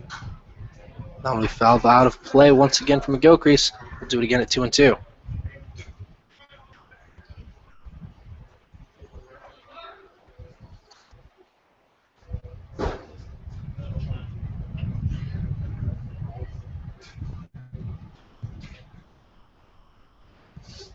And the 2-2. Swung at that one and missed. Did Gilcrease. He'll go down in strikes for the first out of the inning. It's going to be out for the first time of the game. Number 20, Lincoln Reed. So Nick Cecil comes into the game and does what West Noble could not, and that's get out Levi Gilcrease. Lincoln Reed now coming up to the plate. He'll bat righty for the first time today. As the sun seems to fade away from us here. Cloudy day at Grady's Field in Xenia, Ohio. First pitch to him. He'll line that one over to Carrier at second. He'll force the runners back to their base before he goes over to first to get Lincoln out. Smart running by Hogan. As last time, Lincoln hit into that very unconventional 3-6-2 double play. That was just picked up by Gantz. He threw it over towards shortstop in an attempt to pick off the runner. Then it was thrown home as Levi Gilcrease was caught over there between second and third, and they got Jonathan Bravo, the lead runner, back in the third inning. That'll bring Miles right up to the plate. Runners on second and third.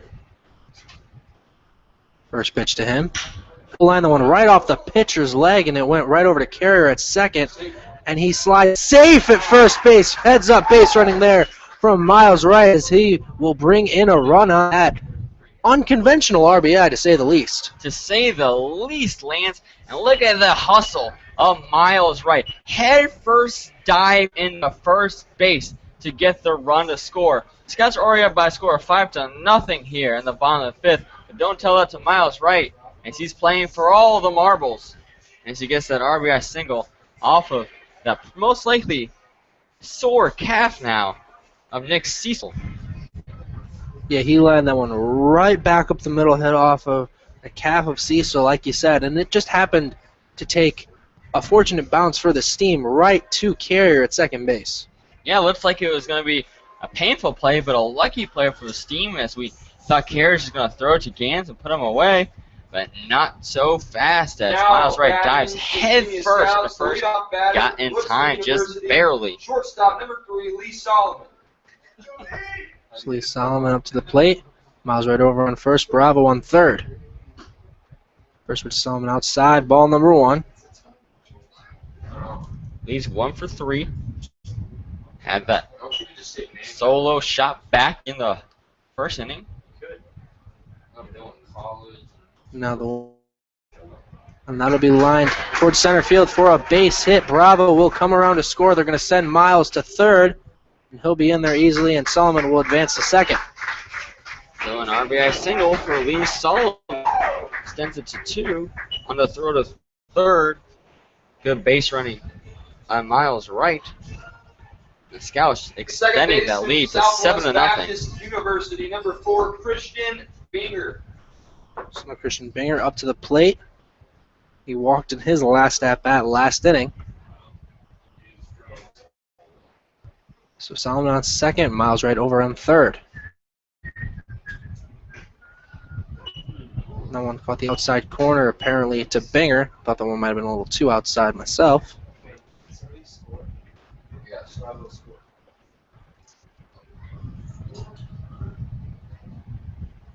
So 0-1 the count to Christian Binger. And the 0-1. That one catches the outside corner again, makes it 0-2.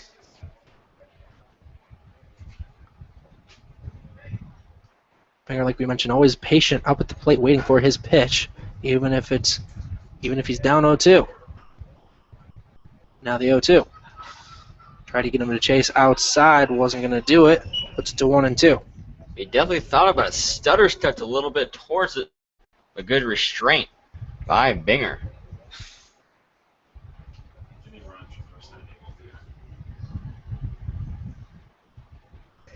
And now the 1-2. And they said that one hit his bat. And they'll call it a foul ball. Oh, that's a tough break for Christian Binger. And he's holding his elbow, trying to say it hit his elbow. They must have said it got the handle of the bat there. Now that's something you don't see every day. Umpire is not going to give him the space to first. I think Christian's trying to show him the mark where he got hit at. They're showing it right now. Coach Case is trying to show the redness. Home plate umpire not having any of it. It's a rough break for Christian Binger. So not only does he get hit on the elbow, but he's going to have to go back into the batter's box. So unfortunate break on that one for the Scouts. They're still up 7-0, so they're doing okay.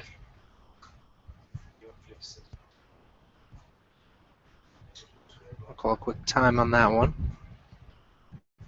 But don't tell that to Christian Binger. He's the one that got hit with hit on the elbow. Now the 1-2. Oh, Wyatt's. They'll pop that one out of play. So we'll do it again at 1-2. Scouts have 9 hits in this ball game. Had 12 yesterday, so in a series against the Steam, been batting very well. It's 1-2 the count to Binger. And the 1-2 pitch.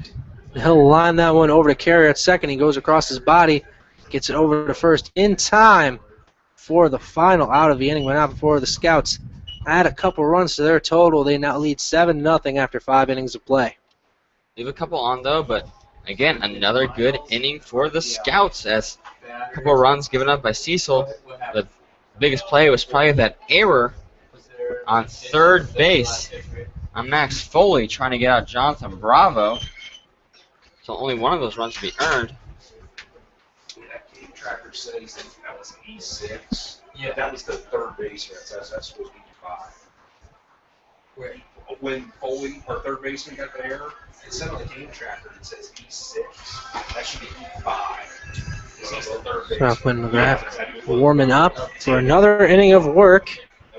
Getting ready to start the top of the 6th inning. Yeah, there you go. Right. So that's the second one. Yeah. He's been dominant so far in this game, Lance. He's pitched 4 innings of spotless ball. sporting that pink glove as he always does. He's been an intimidating presence on the mound.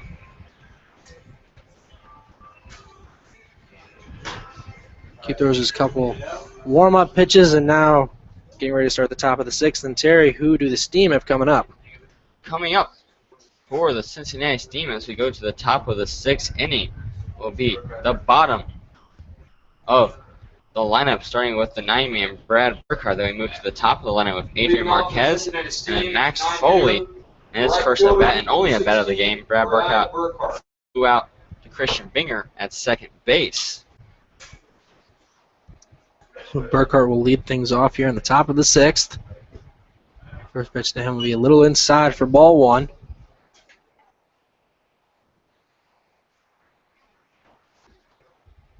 Now the 1-0.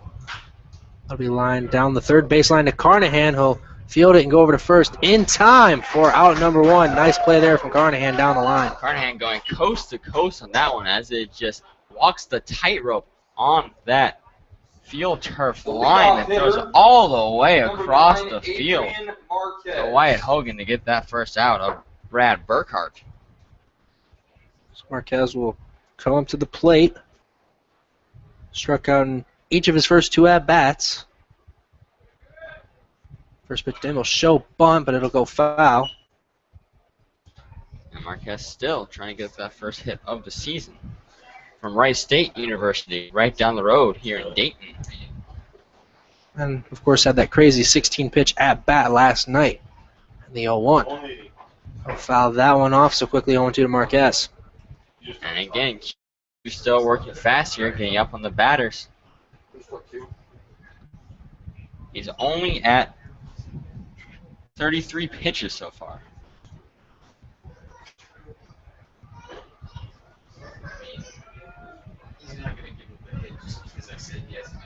Exactly. Crowder number man got software no matter what. Now the 0-2.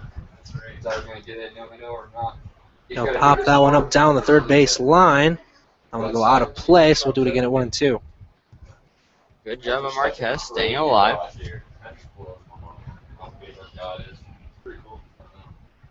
So I was looking at the wrong picture earlier as point streak updated. 55 pitches for Q McGrath.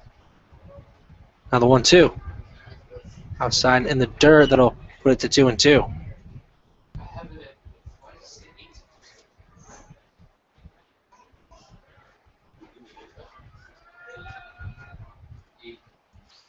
And the 2-2. That one will be popped out of play, and we've seen long at-bats from Marquez before. Yes, we have, Lance. Probably the longest of both of our last. I talked to Coach Cates yesterday, who's been around the game of baseball a lot longer than both of us, and he says he doesn't know if he's seen anything like that before. The 2-2. That one will be popped out towards right field. And Miles Wright will get to that one in time for the second out of the inning. There's just so much speed in the outfield, Lance, that what you think is a gap gets gobbled up quickly as Miles Wright, Levi Gilcrease, and Jonathan Bravo just have the wheels of a Hot Wheels car, and they're moving around the outfield, and Miles goes from right field to deep right center to put that one away. Number 11, Max Foley. Now Max Foley will be up at the plate for the Steam. 2 down in the top of the sixth. First one to him just a bit high for ball one.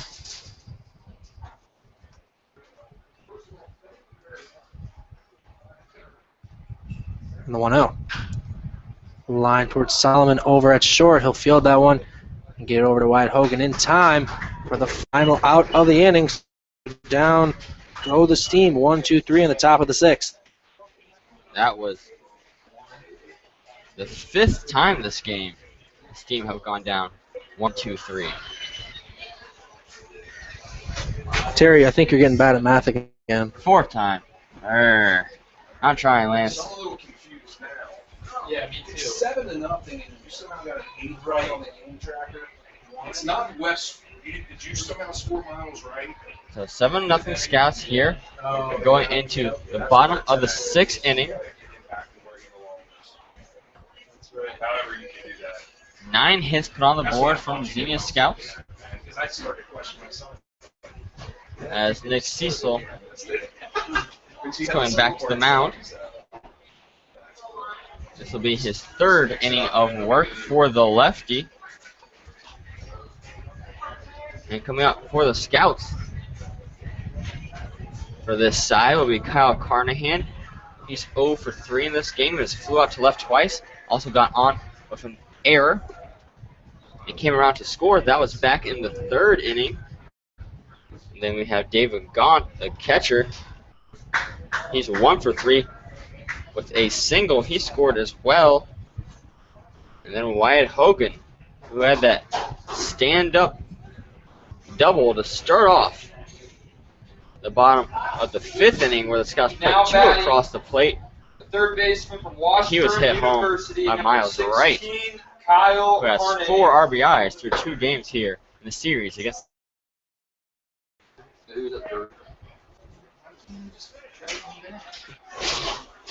So Kyle Carnahan will come up to the plate for the 4th time today.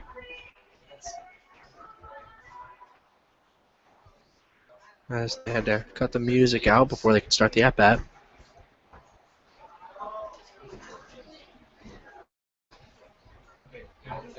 First pitch to Carnahan. That one might have bounced over the plate. Ball 1. Look at him. There it comes. What?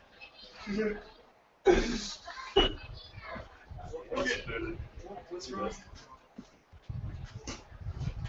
Next one will be outside for another ball, 2-0.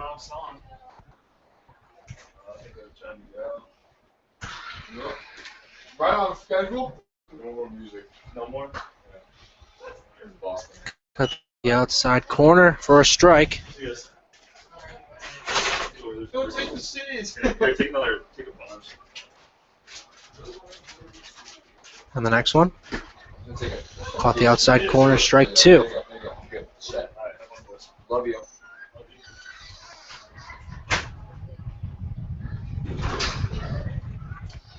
Wait. What's the count, Kyle? The next one, that'll be fouled off. Was it the first baseball? Roll straight now.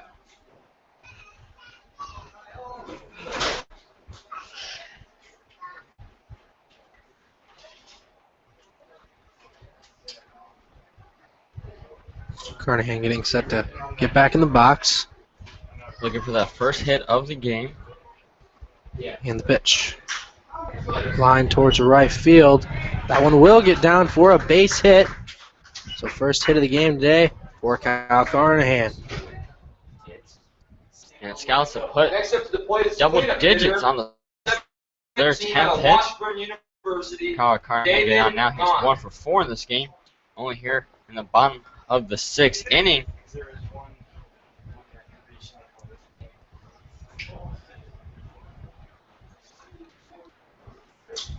David Gaunt now up to the plate with his Washburn teammate over on first. And they'll check on him. He'll be in there safely.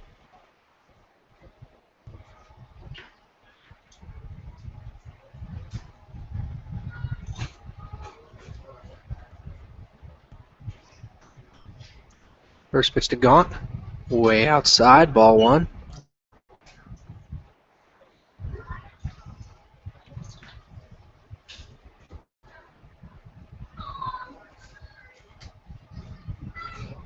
Carnahan with a modest lead over at first. Swing and a miss there from Gaunt. Evens it up at 1-1. Big cut there from David. He's got 4 homers on the year. Ball strike.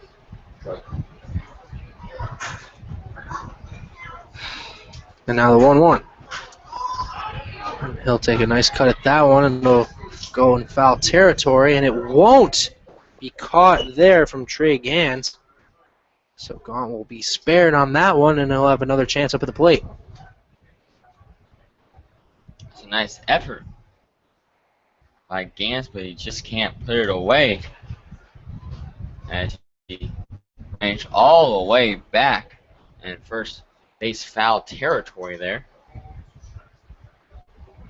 So 1-2 the count to Gaunt.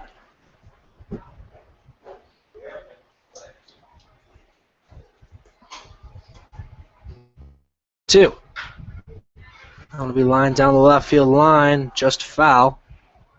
So we'll try it once again at 1 and 2. Now needs to strain that one out a little bit. Would have been a stand-up double. You could have got that one inside that white line. Sure.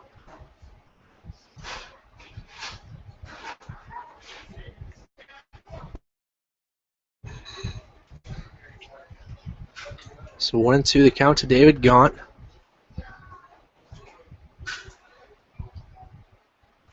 And the 1-2 pitch.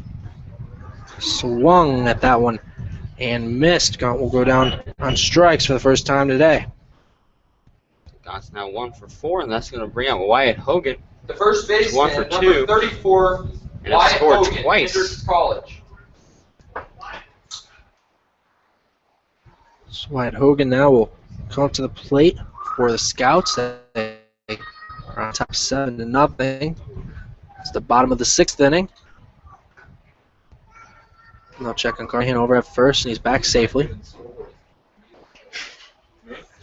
Yeah. All right. So we just need somebody to do this. Yeah, right. That one's in there for a strike at the inside part of the plate.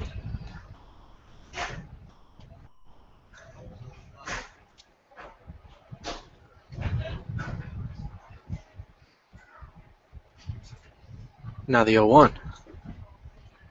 Breaking pitch didn't break back in time. That'll be a ball.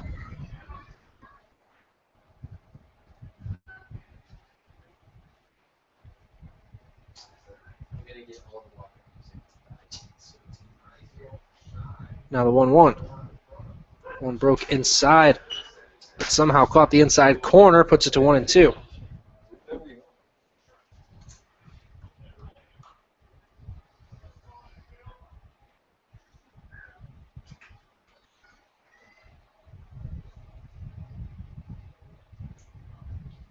And now the 1-2. Now foul that one out of play. We'll do it again at 1 and 2.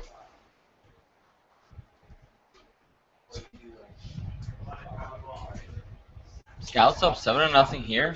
Have been in cruise control ever since Thomas Wanning came in the first inning. It's been a great pitching performance between him and Q McGrath. Now the 1-2. Line down the third base line, but foul. Try it once again at 1 and 2.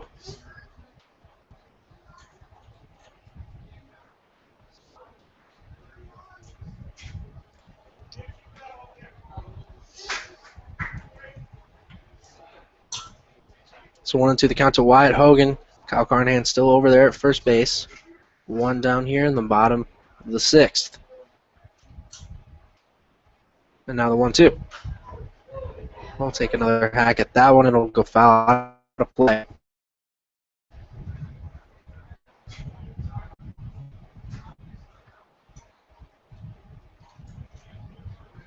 So 1-2 the count remains on Wyatt Hogan.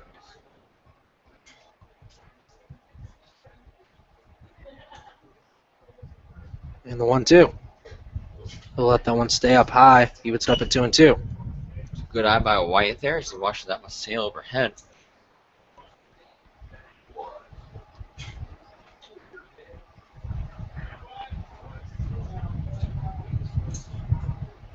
The 2-2. He'll line that one down the third base line. It'll go off the glove of Foley. They'll go into foul territory. They'll keep Carnahan over at second. So they'll have runners on first and second with 1 down for Jonathan Bravo. And that will be another E5 on Foley. Next up for you, Scouts, the left fielder out of Texas For Wesleyan the third straight University, time, number 7, Wyatt Hogan will Johnny get on the bag. Bravo.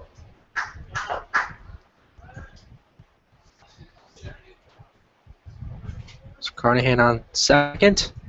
Wyatt Hogan over on first. Jonathan Bravo at the plate. And they'll look back Carnahan over at second.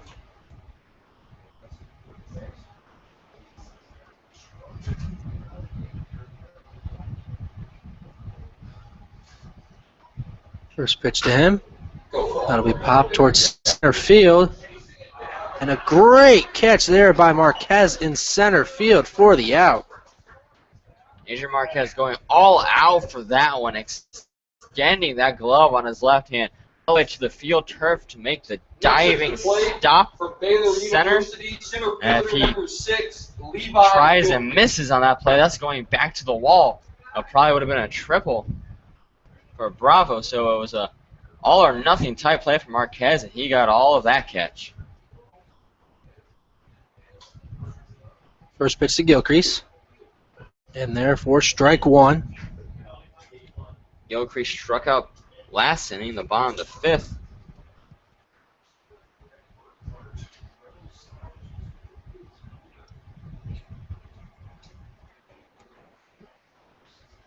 Carnahan still over at second. Wyatt Hogan still over at first.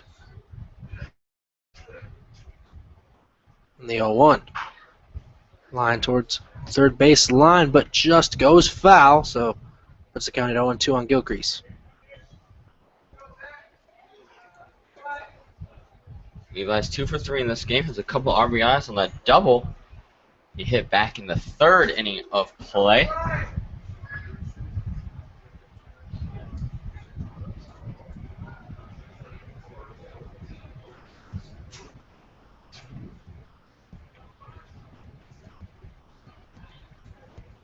Then the 0-2. That one got behind Gilcrease. And Carnahan and Hogan will each advance a base. That was the wildest of wild pitches all the way behind Levi Gilcrease. Thought I was going to hit him at first, but I didn't realize he was even further than that.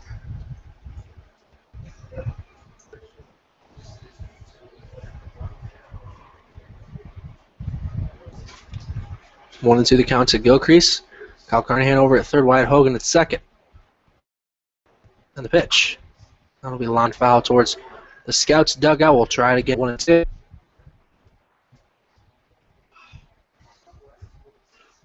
You okay, dude?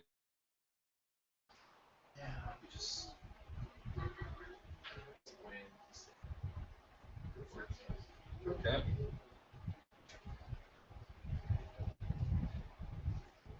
One and two the count to Levi Gilcrease.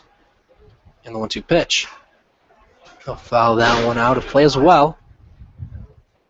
Levi having himself a nice little long at-bat. He has them. Levi is known for getting the most out of every single at-bat. He's not going to go down swinging before at least giving a fight at it. Scouts still on top, 7-0 here. Bottom of the sixth inning. 1-2 the count to Gilcrease. And the pitch. Took a whiff at that one and missed, so Gilcrease will go down on strikes for second straight at bat. Scouts don't add on to their lead, but will leave two runners stranded. So two strikeouts in that half inning from Nick Cecil.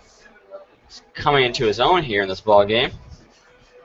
He's allowed a one earned run, a couple of runs total. One of those coming on the error in the bottom of the fifth inning. That's going to bring up the steam here. And we're already in the top of the ninth at 5:46.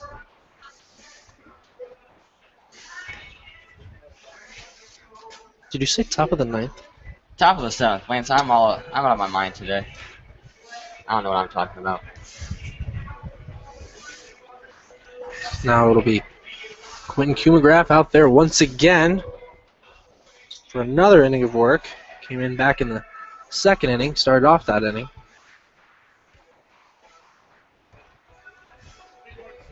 So Scouts on top 7-0 after 6 full innings, getting ready to start the seventh inning. And Terry, who do the Cincinnati Steam have coming up to the plate? Coming up for the Cincinnati Steam will be Andre Jernigan, the shortstop. He's 0 for 2, struck out back in the fourth inning in his last at-bat. And then Trey Gans, the first baseman from Northern Kentucky, also struck out back in that fourth inning. They have Andy Roser. He flew out to right field last time.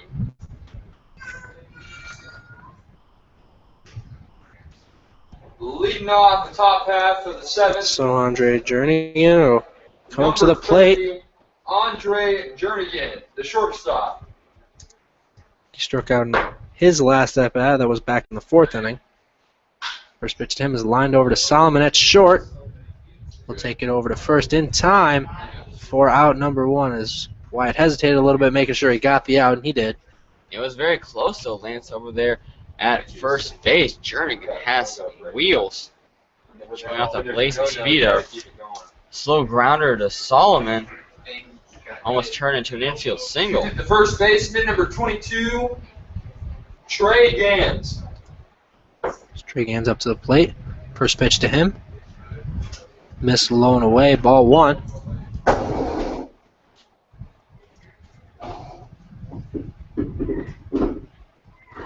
And now the 1-0.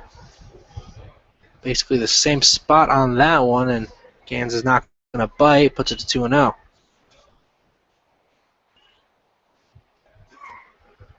And the 2-0 pitch. Just caught the bottom of the knee on that one. Makes it 2-1 the count.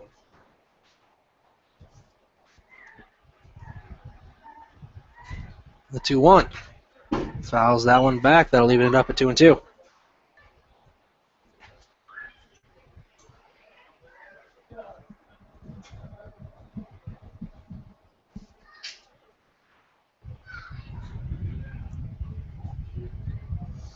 And the 2-2 pitch. Swung and missed.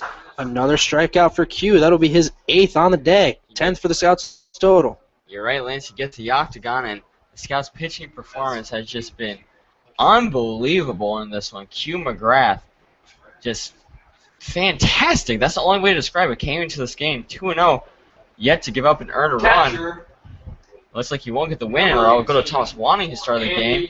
But what a great performance. First pitch to Roser will miss outside for ball 1.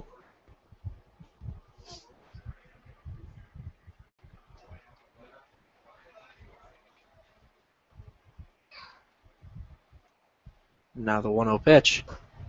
Up way high, ball 2. Makes it 2-0. Those 2 pitches to Rozier might have been some of the most outside pitches we've seen all game from Q. And now the 2-0. I want to be in the dirt for a ball. Puts it to 3-0. Q has not had a walk yet this game. That's the first time he's gotten to 3 balls. And Thomas didn't get to 3 balls either, so this is the first time all game. The 3-0. Right down the pipe for strike 1. Puts it to 3-1. See if Andy will just take here, see if he can get a walk to first. Steam needs as many base runners as they can get.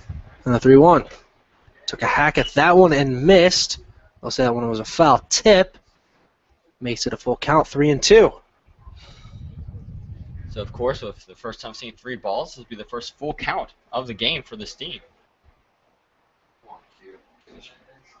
3-2 the count. And the 3-2 pitch. Swung and missed. That'll be another strikeout for Q. His 9th of the game. And the Steam go down 1-2-3 again. In his first 2 starts, 10 total innings pitched, Q had 5 strikeouts.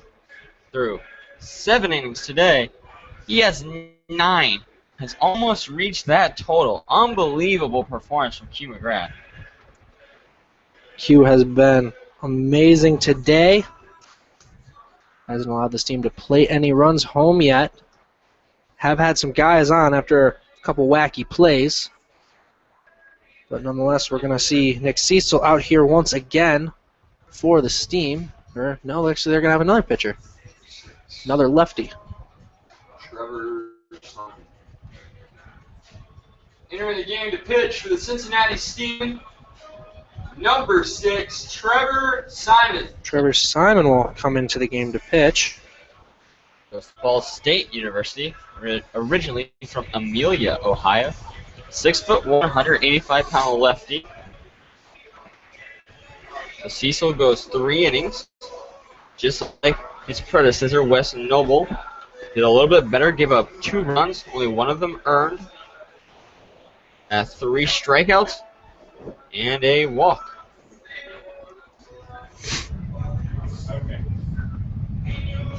Trevor Simon will come into the game, and it'll go back to a trend we saw earlier on this week when the other team would change their pitcher right before Lincoln Reed would come to the plate, and that's exactly what's happened again. So, Terry, who's going to be coming up after Lincoln? Coming up for the Scouts, as you mentioned, Lincoln Reed, who is 0 for 3 in this game. Miles Wright, who is 1 for 2, has that RBI single, is also hit by a pitch back in the second. And then we're back to the top of the order for the 5th time of the ball game, as Lee Solomon had an RBI single last time. Also has a home run in this game. He's 2 for 4. Will come to the plate.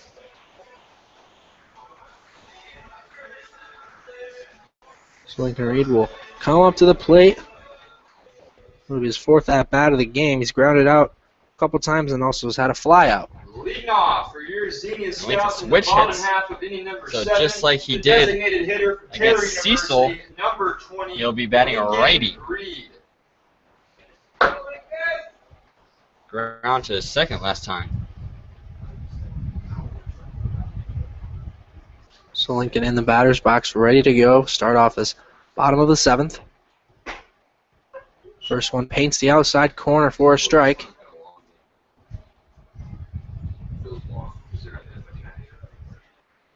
And the 0-1. Swung and missed from Lincoln, quickly down 0-2.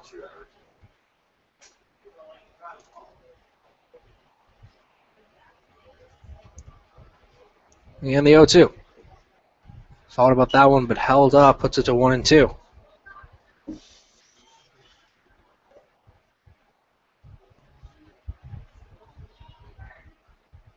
And the 1-2. Nice cut, but hit that one out of play. We'll try again at 1-2. Once again, fans, all foul balls returned to the concession stand will be rewarded with a piece of candy. Thank you. 1-2 pitch. Doesn't get over the outside corner. Evens it up at 2-2. That curveball just didn't break in time. And the 2-2. He'll let the one stay low, puts it to a full count, 3-2. So Lincoln works back from an 0-2 count to get it to 3-2. And the 3-2 pitch. He'll take a nice swing. It'll go out of play. We'll try it again at a full count. Once again, thank you to everyone watching our live stream or seeing our live tweets of the game. 3-2. That one's lined down the right field line. That'll go foul. Try once again at 3-2. It's been a beautiful Sunday afternoon here from Grady's field. Scouts up 7-0, completely hand throughout this contest. Now the 3-2. Thought about that one, but held up, and Lincoln will get to first base on a walk. Lincoln gets on for the first time this Rounding game, off the lineup and the for the first Xenia batter Scouts, that Trevor Simon faces, the right fielder from St. he Edward's sends University, packing towards number first 2, base with a Miles walk. Wright. That's going to bring up Miles Wright. Miles Wright will come up to the plate. Had a crazy hit his last time up, went off of the pitcher's leg. First one to him, inside corner, strike 1. That's the 5th walk of the game of these 3 pitchers combined.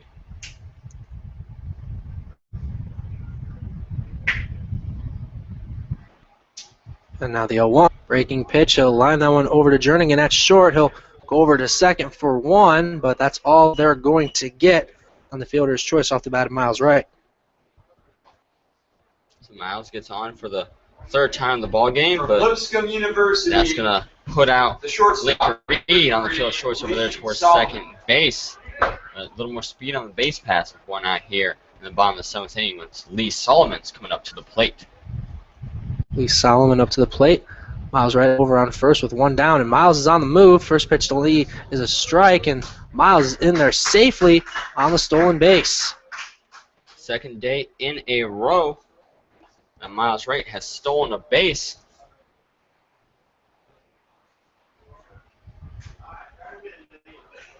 As Rozier just can't get to second in time. 1-1 the count to Solomon. 1 pitch. Thought about that one, but he'll hold up. Evens it up at 1-1.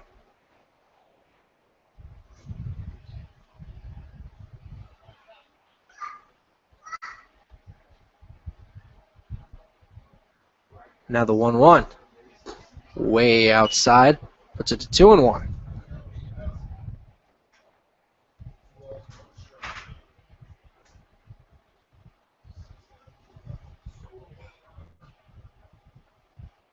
Now the 2-1.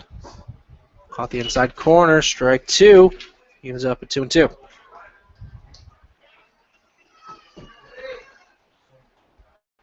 Solomon 2 for 4 this game. Has a couple of RBIs. And he'll step off and look at Miles right over on second. Gets back without a throw. Miles got to third back in that 5th inning. 2-2 breaking pitch doesn't break quite in time. Makes it a full count, 3-2.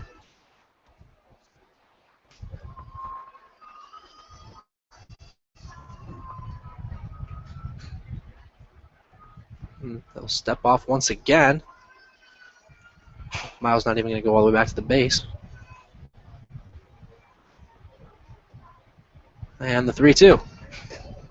That one will be inside. He will walk Lee Solomon. So I'll put runners on first and second. 1 out. That'll bring Christian Binger up to the plate. That puts a lot of speed on the Second base baseman, pass. number Lance Miles 4, right. We just saw Christian Stoll second. Baker, Southwest Lee Baptist Solomon might be the University. fastest player on this team. And Christian Binger's on the spot to do some damage. He's 2 for 3 in this game with a run and a walk. Run out to second, back in the 5th. First pitch to Christian.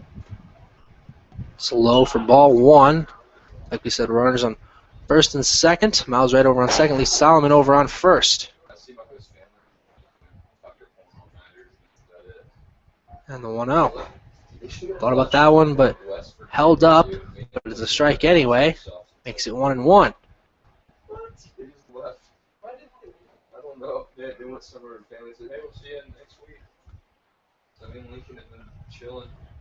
And the 1-1. Miles is on the move on that one, and they're going to try and get Solomon at second. But I don't think they ever applied a tag, and he's safe. So a double steal for the Scouts. And it was Carey who caught the ball. There was a collision between Jernigan and Carrier over there, the second base back. And I think you're right, Lance. I don't know if they even tagged Solomon. I think the throw might have been there in time from Rozier, but that's going to put runners on second and third. Now the 1-2. Line down the first base line, and they'll have to hold up. And they're going to try and get Solomon, actually. But that's going to score Miles right, so that run counts, regardless of what happens with Solomon on the base paths. And he's finally tagged out, but that will get home another run on some smart base running there from Solomon. We got some Keystone Cops action going on right now, Lance. I don't even want to know if the scorekeeper's thinking as they try to deal with that jumbled mess of a play, but one great thing that was done, Lee Solomon, his running around like his head was cut off, allowed Miles right to come home from third and score, which is the purpose of the game anyway. That extends the lead to 8-0. So on that ground out to first base, Miles Wright comes home to score. Did you know we changed our catcher today? Oh, no. Yeah, Raymond, 35, Raymond came in to catch. Okay, That's easy. That's cool. What number is he? He's 35. 35. Now, what just happened on that last time I saw? Okay. And we're learning that the Steam had switched catchers previous to that inning. Second, runner scores on the rundown. Okay. Um, So that was like 3-6 to 5 during the. yeah. That was actually Austin Freeman, who started yesterday, who is behind the plate that time and had a nice throw to second. It was top of this. It was the beginning of this past inning. Okay. Yeah, 'cause I think there's 2 fastballs right. Yeah. So, so Do you? And so now we're getting ready to start the top half of the 8th inning, and Terry, who's coming up for the Steam? I didn't notice it. Coming up for the Cincinnati Steam will be Mitchell Lendensky, the left fielder from Shawnee State, who struck out last time but got on base on a drop third strike. Number 4, Adam Bolin, the designated hitter, who flew out to center field, and Danny Carrier, the second baseman, who struck out both times today. Lendensky will now be up to the plate. First pitch from Q, they'll show bunt, but that will pop back into the netting in front of us. So going back to the top of the 7th, it was Austin Riemann, who struck out for Q's 9th strikeout of the game, not Andy Rozier. So after all that confusion and Lee Solomon running around between second and third, Miles Wright coming home, it's 8-0 Scouts. The 0-1. And he swung at that one. I'm not sure if he got a piece of that one or not, but nonetheless, it's a strike. Makes it 0-2. Q just had the Steam looking silly in this one, Lance. He's all the way at his knees swinging at that one. In the 0-2. Got him looking. Strike 3. 10th strikeout of the game for Q, is 3rd in a row. Just lights out. He's been absolutely phenomenal. The Scouts are looking for a good start as they're getting their day of rest tomorrow. Adam Bolin. And Hugh McGrath has came back in a big way. No one in the pen for the Scouts. I don't think Coach Boacase has much to worry about. First pitch catches the outside corner to Adam Bolin.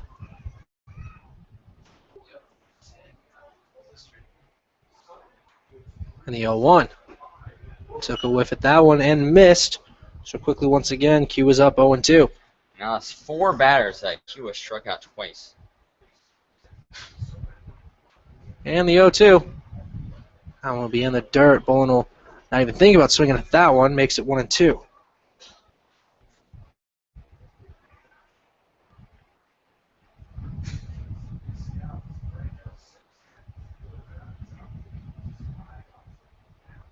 And the 1-2 to Bolin. They'll leave that one upstairs. Even is up at 2-2.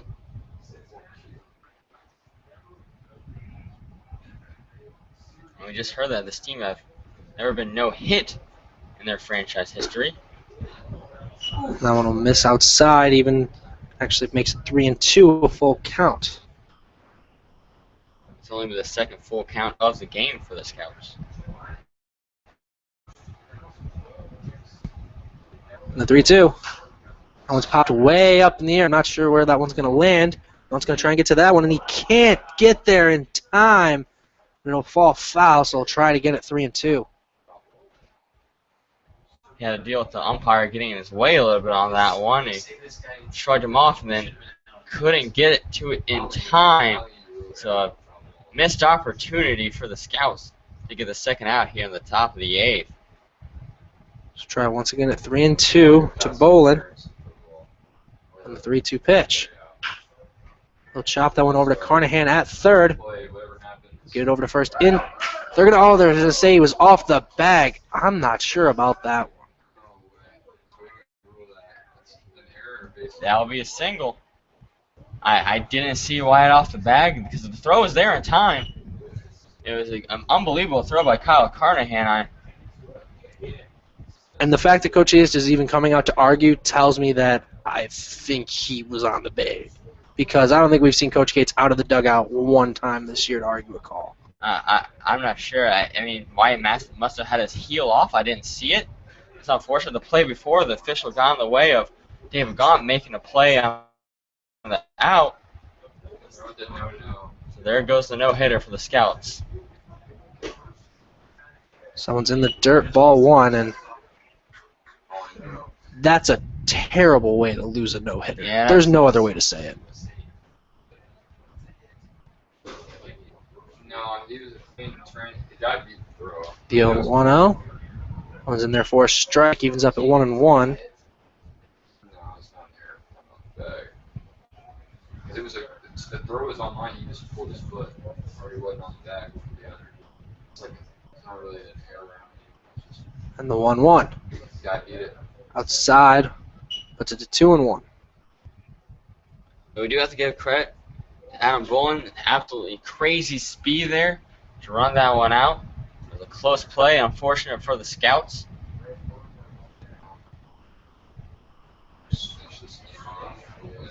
He'll swing at that one. Makes it 2-2.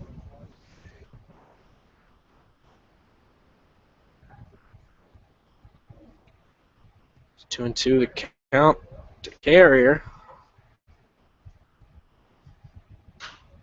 That one's popped way up. That one won't get out of the infield.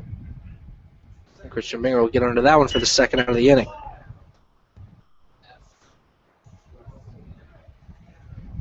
So Q McGrath is 1 out away from completing his 7th inning of pitching here.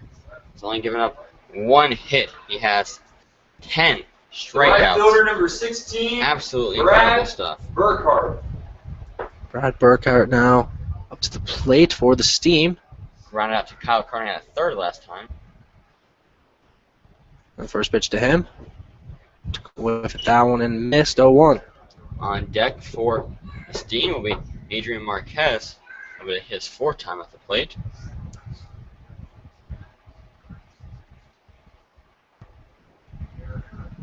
And the 0-1. That one will stay low. Evens up at 1-1.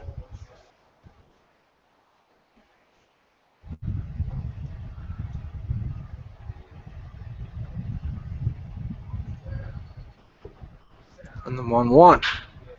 And that one is definitely a hit. That one will get in the gap between left and center. They're going to bring him around. They're going to try and have him score. And Levi's arm is good, but not that good. And this team will get their first run of the game. So a little bit of a domino effect there as the first hit of the game precedes the first run on the game as a RBI double from Brad Burkhart drops the shutout.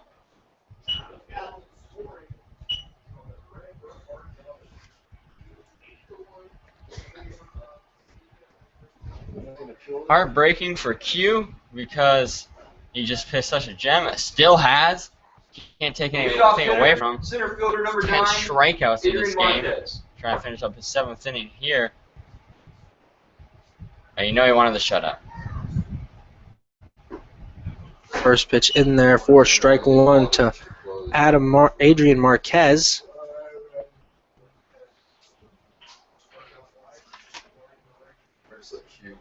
Marquez is 0 for 3 on the day. 0-1 misses low for a ball. Marquez hit a deep one to right center last time that Miles Wright got under.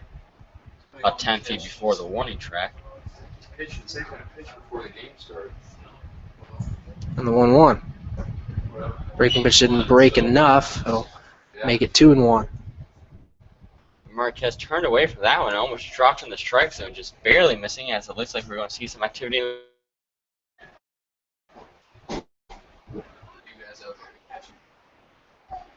The 2-1. Line to Christian Binger over at second. Get it over to first in time for the out, but not before the Steam are able to break up the no-hitter with a couple of hits. Their first run of the game, Scouts still on top, 8-1. As we're trying to figure out who's in the pen right now for the Scouts. If I were to take a guess, I would think Lincoln. I don't know who else they're going to throw. Especially if Lincoln's not catching for him. Entering the game to pitch for the Cincinnati Steam, Zach Wiley's in the pen right now. number 14, Really? Darren Zach Boyd. Wiley is throwing in the pen right now. If it's number 24, it's Zach. It is, and he's throwing to Kale Giddings. So, 24 Zach Wiley. It took me a few times to look at it to believe it myself. But Zach Wiley is throwing in the pen. You are right. That is definitely Zach Wiley out there. Well, we have a new pitcher for the Steam. And it'll be number 14. Darren Bowling coming to the game. He's from Morehouse College. He'll be the 4th batter. Fourth batter. Fourth pitcher we've seen from the Steam. Man, I'm shocked that I just saw Zach Wiley throwing some action in the pen. Zach, who we didn't even know was going to play today. They did list him under the pitcher's column, for whatever that's worth. Apparently it's worth a lot because he's going to be coming into the game Or so we think. in the top of the 9th. I mean, all indications say so as he's getting warmed up now. A lot of tired arms in the Scouts bullpen. Had to throw 4 pitchers yesterday. And if you look around the dugout, a lot of those guys not even in uniform to signal that they're definitely not going to pitch today. But nonetheless, still have a little bit of baseball left to play. Getting ready to start off the bottom of the 8th inning. And Terry, who do the Scouts have coming up? Coming up for the Scouts will be the 3-4-5 batters. Kyle Carnahan, who started last time. David Gaunt, the catcher, he struck out last time. And Wyatt Hogan, our first baseman, he got on with an error to third on the last time.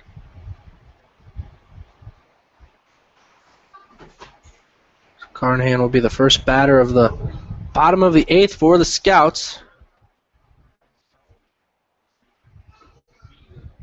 He grounded, or actually he had a base hit his last time up. I was looking at what Christian did last inning. Yeah, Carnahan had a hit towards right in his last at bat. First pitch is in there for a strike.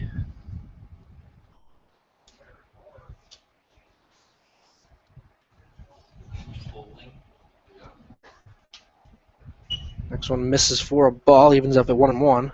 That one went a little high. Just didn't break back into the zone. The 1-1. That time it did break into the zone, puts it to 1-2 on Carnahan.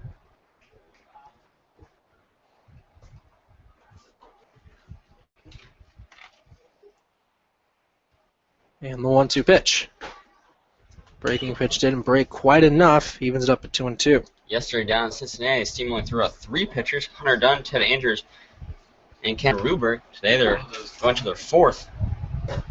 And that one will stay up high for ball 3, makes it a 3-2 full count on Kyle Carnahan.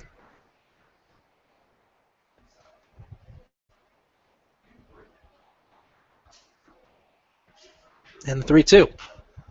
That one's popped way up in the air, but it'll get out of play.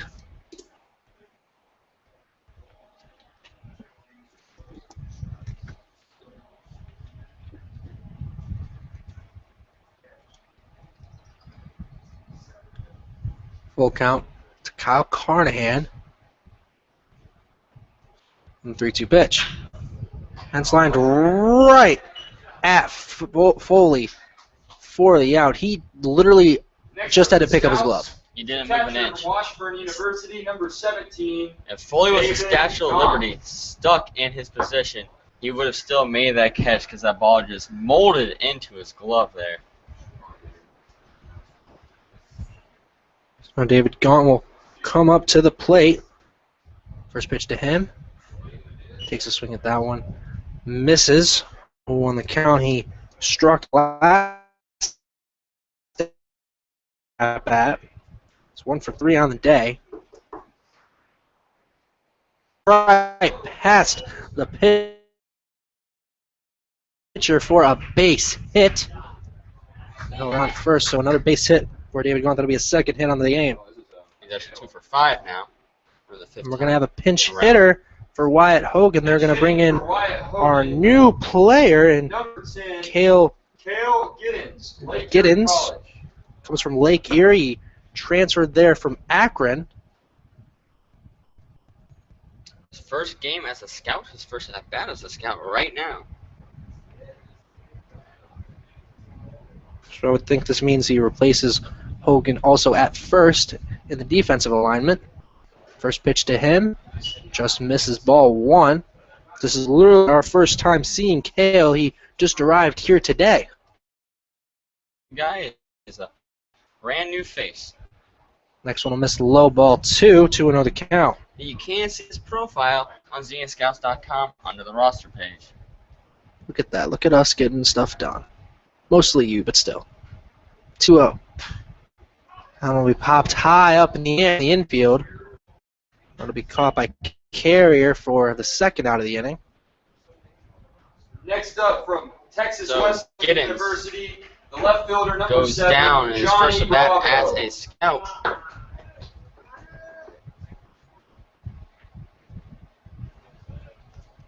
So Jonathan Bravo will come to the plate. Bottom half of the 8th inning. First pitch to him. He'll line that one foul and out of play.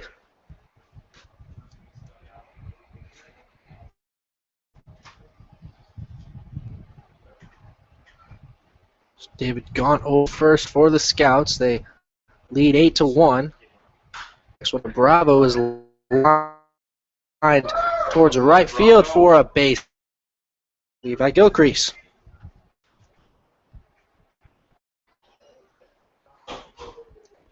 Now Bravo is Next up to the plate One for the for Scouts, three, has a center couple of fielder, walks. Baylor University, number 6, His first Levi hit of the game. Gilcrease. So Levi Gilcrease will come up to the plate. He has struck out in his last 2 at-bats, but had a couple hits before that. First pitch for Gilcrease. Breaking pitch didn't break enough. Ball 1.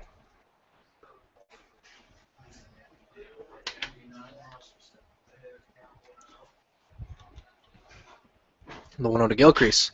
That'll be lined back up the middle, but it'll be fielded by Jernigan, and they just barely get the out at second base for the final out of the 8th inning.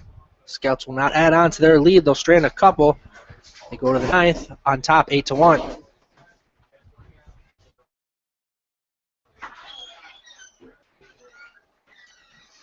Now let's see if we do see Zach Wiley coming out of the pen.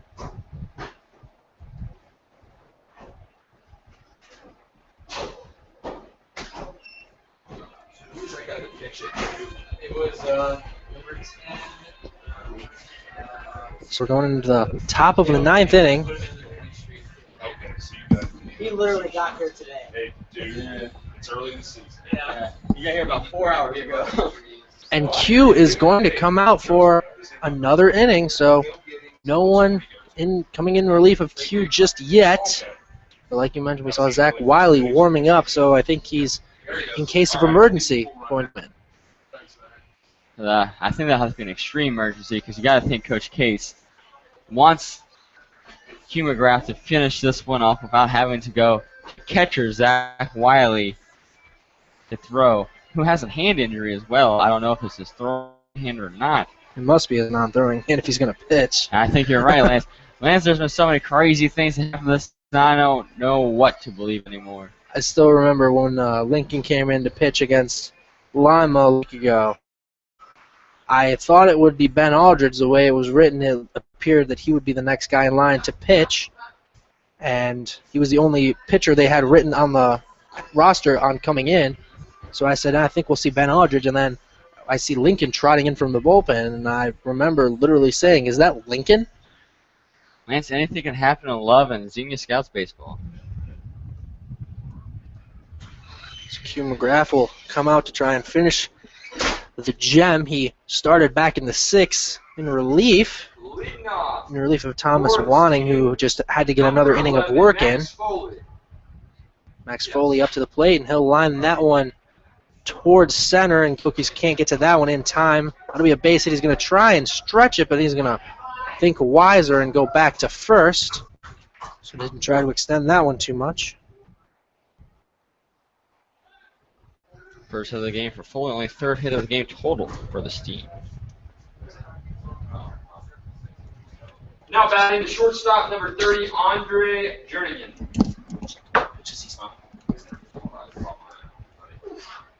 So Foley over on first. Jernigan now up to the plate. First pitch to him looks a little like a pitch out.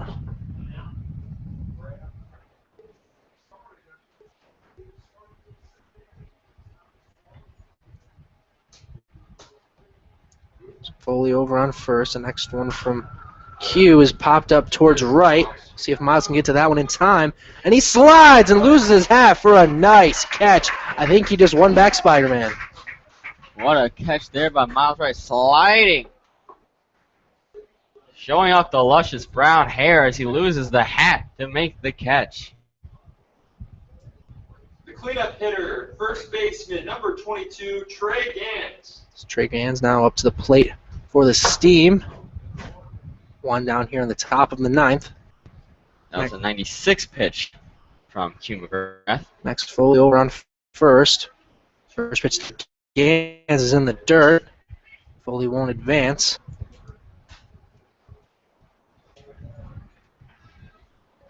And we do see some more throwing out in the Scouts bullpen if needed. Still Zach Wiley out there. And the 1-0. Outside corner, strike one, evens it up at 1-1.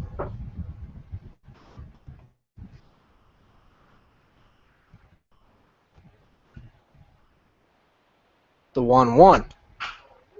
So it'll be lined over to Kale, the new first baseman, and Q tried to apply the tag on that play, but wasn't able to get to that tag in time. And Cates, I think, is going to come out and ask if they can appeal umpire to see if he had a better angle on that one. I don't think he got him, Lance. I think he whipped on that tag. Lead from Gans. Ran away from that one. It was a tough play. Awkward spot in the infield to try to get a ball out. But looks like it's going to be runners on first and second for the blue of the Steam.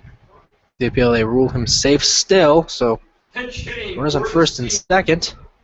Number 35, Austin Ryman. So Ryman will come out to the plate for his first time. Came in as a defense replacement earlier on in the game. No one knows. I hope not anyway. And he struck out. He struck out last time he was up. Be second at bat of the game.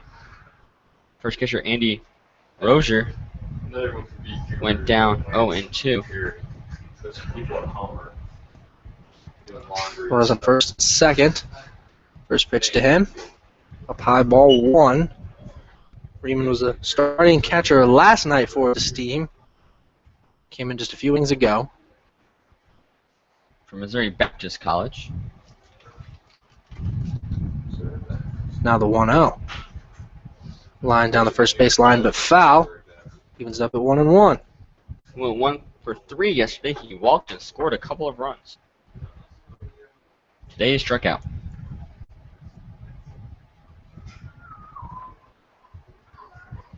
Oh, actually. Again, runners on first and second. Well, he went in to catch instead of hitting. So this is his first. That one will miss low. Makes it 2-1. But still.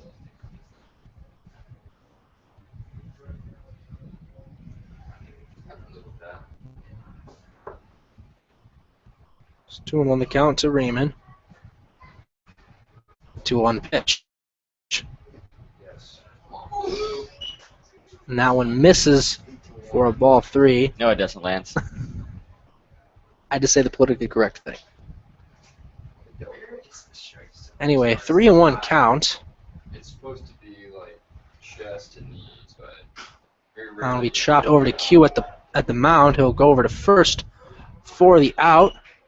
So they'll get one down. That'll be the second out of the inning, but that'll advance the runners to second and third. It's very This is the first time of the season we've seen big league. Caleb Ginnens over there Belly button. at first base. 6'3", 245-pound first baseman from Lake Erie Next up for the College. Steam, left Fresh fielder off the number van, 4, Mitch as he Ledinsky. was here only a few hours before opening game. Ground out to the pitcher. Lindinsky now up to the plate for the Steam with runners in second and third. Breaking pitch doesn't break quite in time. That'll be ball 1. So Steam down to their last out of the game. First time they got 2 runners in scoring position. Yeah.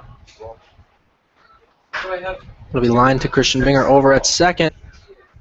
We'll go over to first for the final out of the ball game, and your Scouts come out on top by a score of 8-1 over the Cincinnati Steam. Great game today from the Scouts. They had scored 1 in the opening inning off a home run from Lee Solomon. Then had 4 in the third to pad on to that lead. They had a couple in the 5th and 1 run in the 7th as well. Great game from your Scouts. And what a phenomenal performance by Hugh McGrath. An absolute shame that he's not going to get the victory because Thomas Wanning pitched the first, and he did a great job. Got 2 strikeouts. Didn't give up a hit. 1, 2, 3. Thomas Wanning went down, but only pitched the first. He had a college visit today. Coach Boyce didn't want him waiting on the bench because they want to throw him in relief, get another inning out of the guy. But he started the game, and the Scouts got that 1-0 lead off of that bomb by Lee Solomon. And because of that, even though the Scouts won 8-1, 8 strong innings from Q McGrath, 4-hit ball, only 1 earned run. They had a team no-hitter going into the 8th inning. 7 1/3 they had no-hit ball until a infield single by Adam Bolin ended that. Then an RBI double from Brad Burkhart at the bottom of the order. Also got rid of the shutout.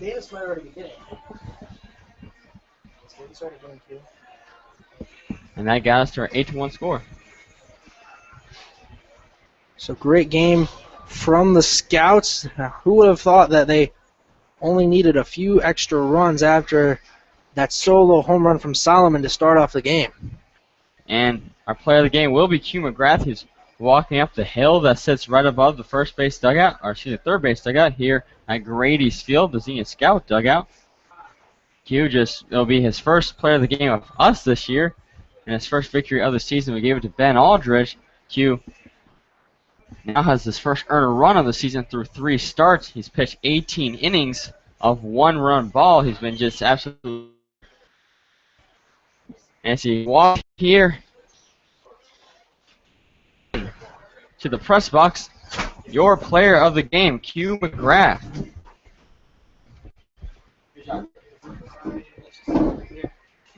Try to finagle this. Our camera turned around. Go ahead and take a seat, Q. You've earned it. And now I'm sitting here with Quentin Q McGrath, player of the game, even though he didn't start the game. So, Q, I thought yesterday you were coming in to get the start. So what changed coming into today?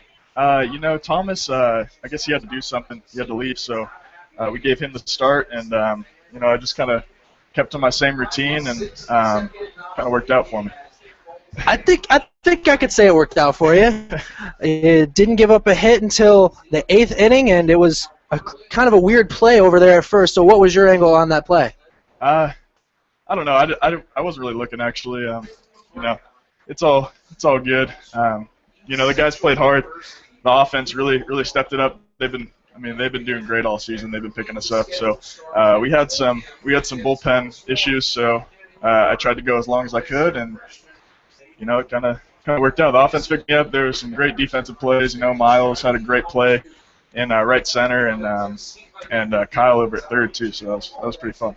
Yeah, when the defense is making plays like that, it's kind of hard not to come out of there with the win. So great game, of course, from Q. You didn't give up a hit, like I said, until the 8th inning. So when did you kind of feel that your stuff was working? Was it right as you hit the mound, or was there a certain at-bat that you really felt it? Actually, warming up, I didn't feel that great, to be honest. So that's always the typical story. So, they say sometimes when you have a bad bullpen before the start, you end up having a good start. So that was kind of how it is. But yeah, I forgot the question, to be honest. I just finished throwing, so. Well, the way you threw today, you're allowed to forget a question. Q, great game. Thank you. Appreciate it. Talk to you later. Thanks, guys. We'll get Terry Lash back on the mic after a great game from Quentin Q McGrath. It's okay, Q.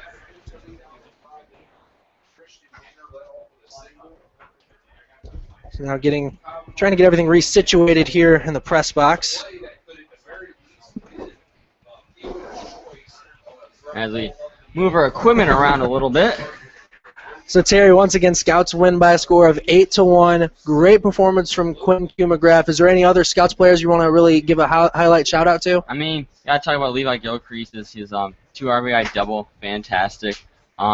Hitting all around. Lee Solomon with that solo shot to start off the game. Also got an RBI single later on that funny play running from second to third. Just moving around enough to score Miles right from third base, who was sitting over there. Miles also had a good day at the plate. He had an RBI single. But the story's cute. There's no doubt about it. 8 innings pitched, 10 strikeouts. Are you kidding me? He was fantastic. A close play. Did give up that double for his first earned run of the year in his third appearance. It won't be a start because the start went to Thomas Wanning. The win will go to Thomas Wanning. Not taking away from Thomas. He had a great game. But Q McGrath, just fantastic. Q had a great day, like you mentioned. 10 strikeouts, and he didn't even have 10 coming into the day, did he? No, he didn't. He had 5. He had 10 innings pitched in his 2 starts, both wins, no runs given up, but only 5 strikeouts. 10 sit-downs today. Unbelievable. Whole lot of Ks for Q McGrath. So a lot of Ks for Q. See what I did there? We'll have to wait a little while longer to see him pitch again, as we had, like we said, thought he was going to get the start today, but had to move some things around so they could get Thomas another inning of work. And Thomas did do good in his 1 inning of work, was able to get 2 strikeouts in that first inning. Yeah, he did. A surprise, a curveball, if you will, was thrown to us when he started the game. Reason why Thomas started was because he has that college vision. We mentioned it a few times throughout the broadcast. Coach Case didn't want him sitting on the bench for no reason because they wanted an inning out of him. One of the most interesting things I thought we saw was Zach Wiley warming up in the pen. The catcher from Union, even though that was a possibility, but we didn't have to see that happen. His Q finished strong. He threw about 100 pitches. As practically a start, he went 8 innings strong, by far his longest of the year. His first 2 starts only went 5, so got to give all the credit to Q in this one. He's definitely going to be icing after this game, but tomorrow a well-earned day off for your Scouts, just like it was needed last week. The arm's definitely going to need some time to recover. The fielders, of course, going to need time as well to heal up all their wounds. So going to have tomorrow off, but then we play, I think, at Lorain County on Tuesday, and then we'll come back here to Grady's Field on Wednesday for a nice little home-and-home split. So until Tuesday, see you then, and God bless.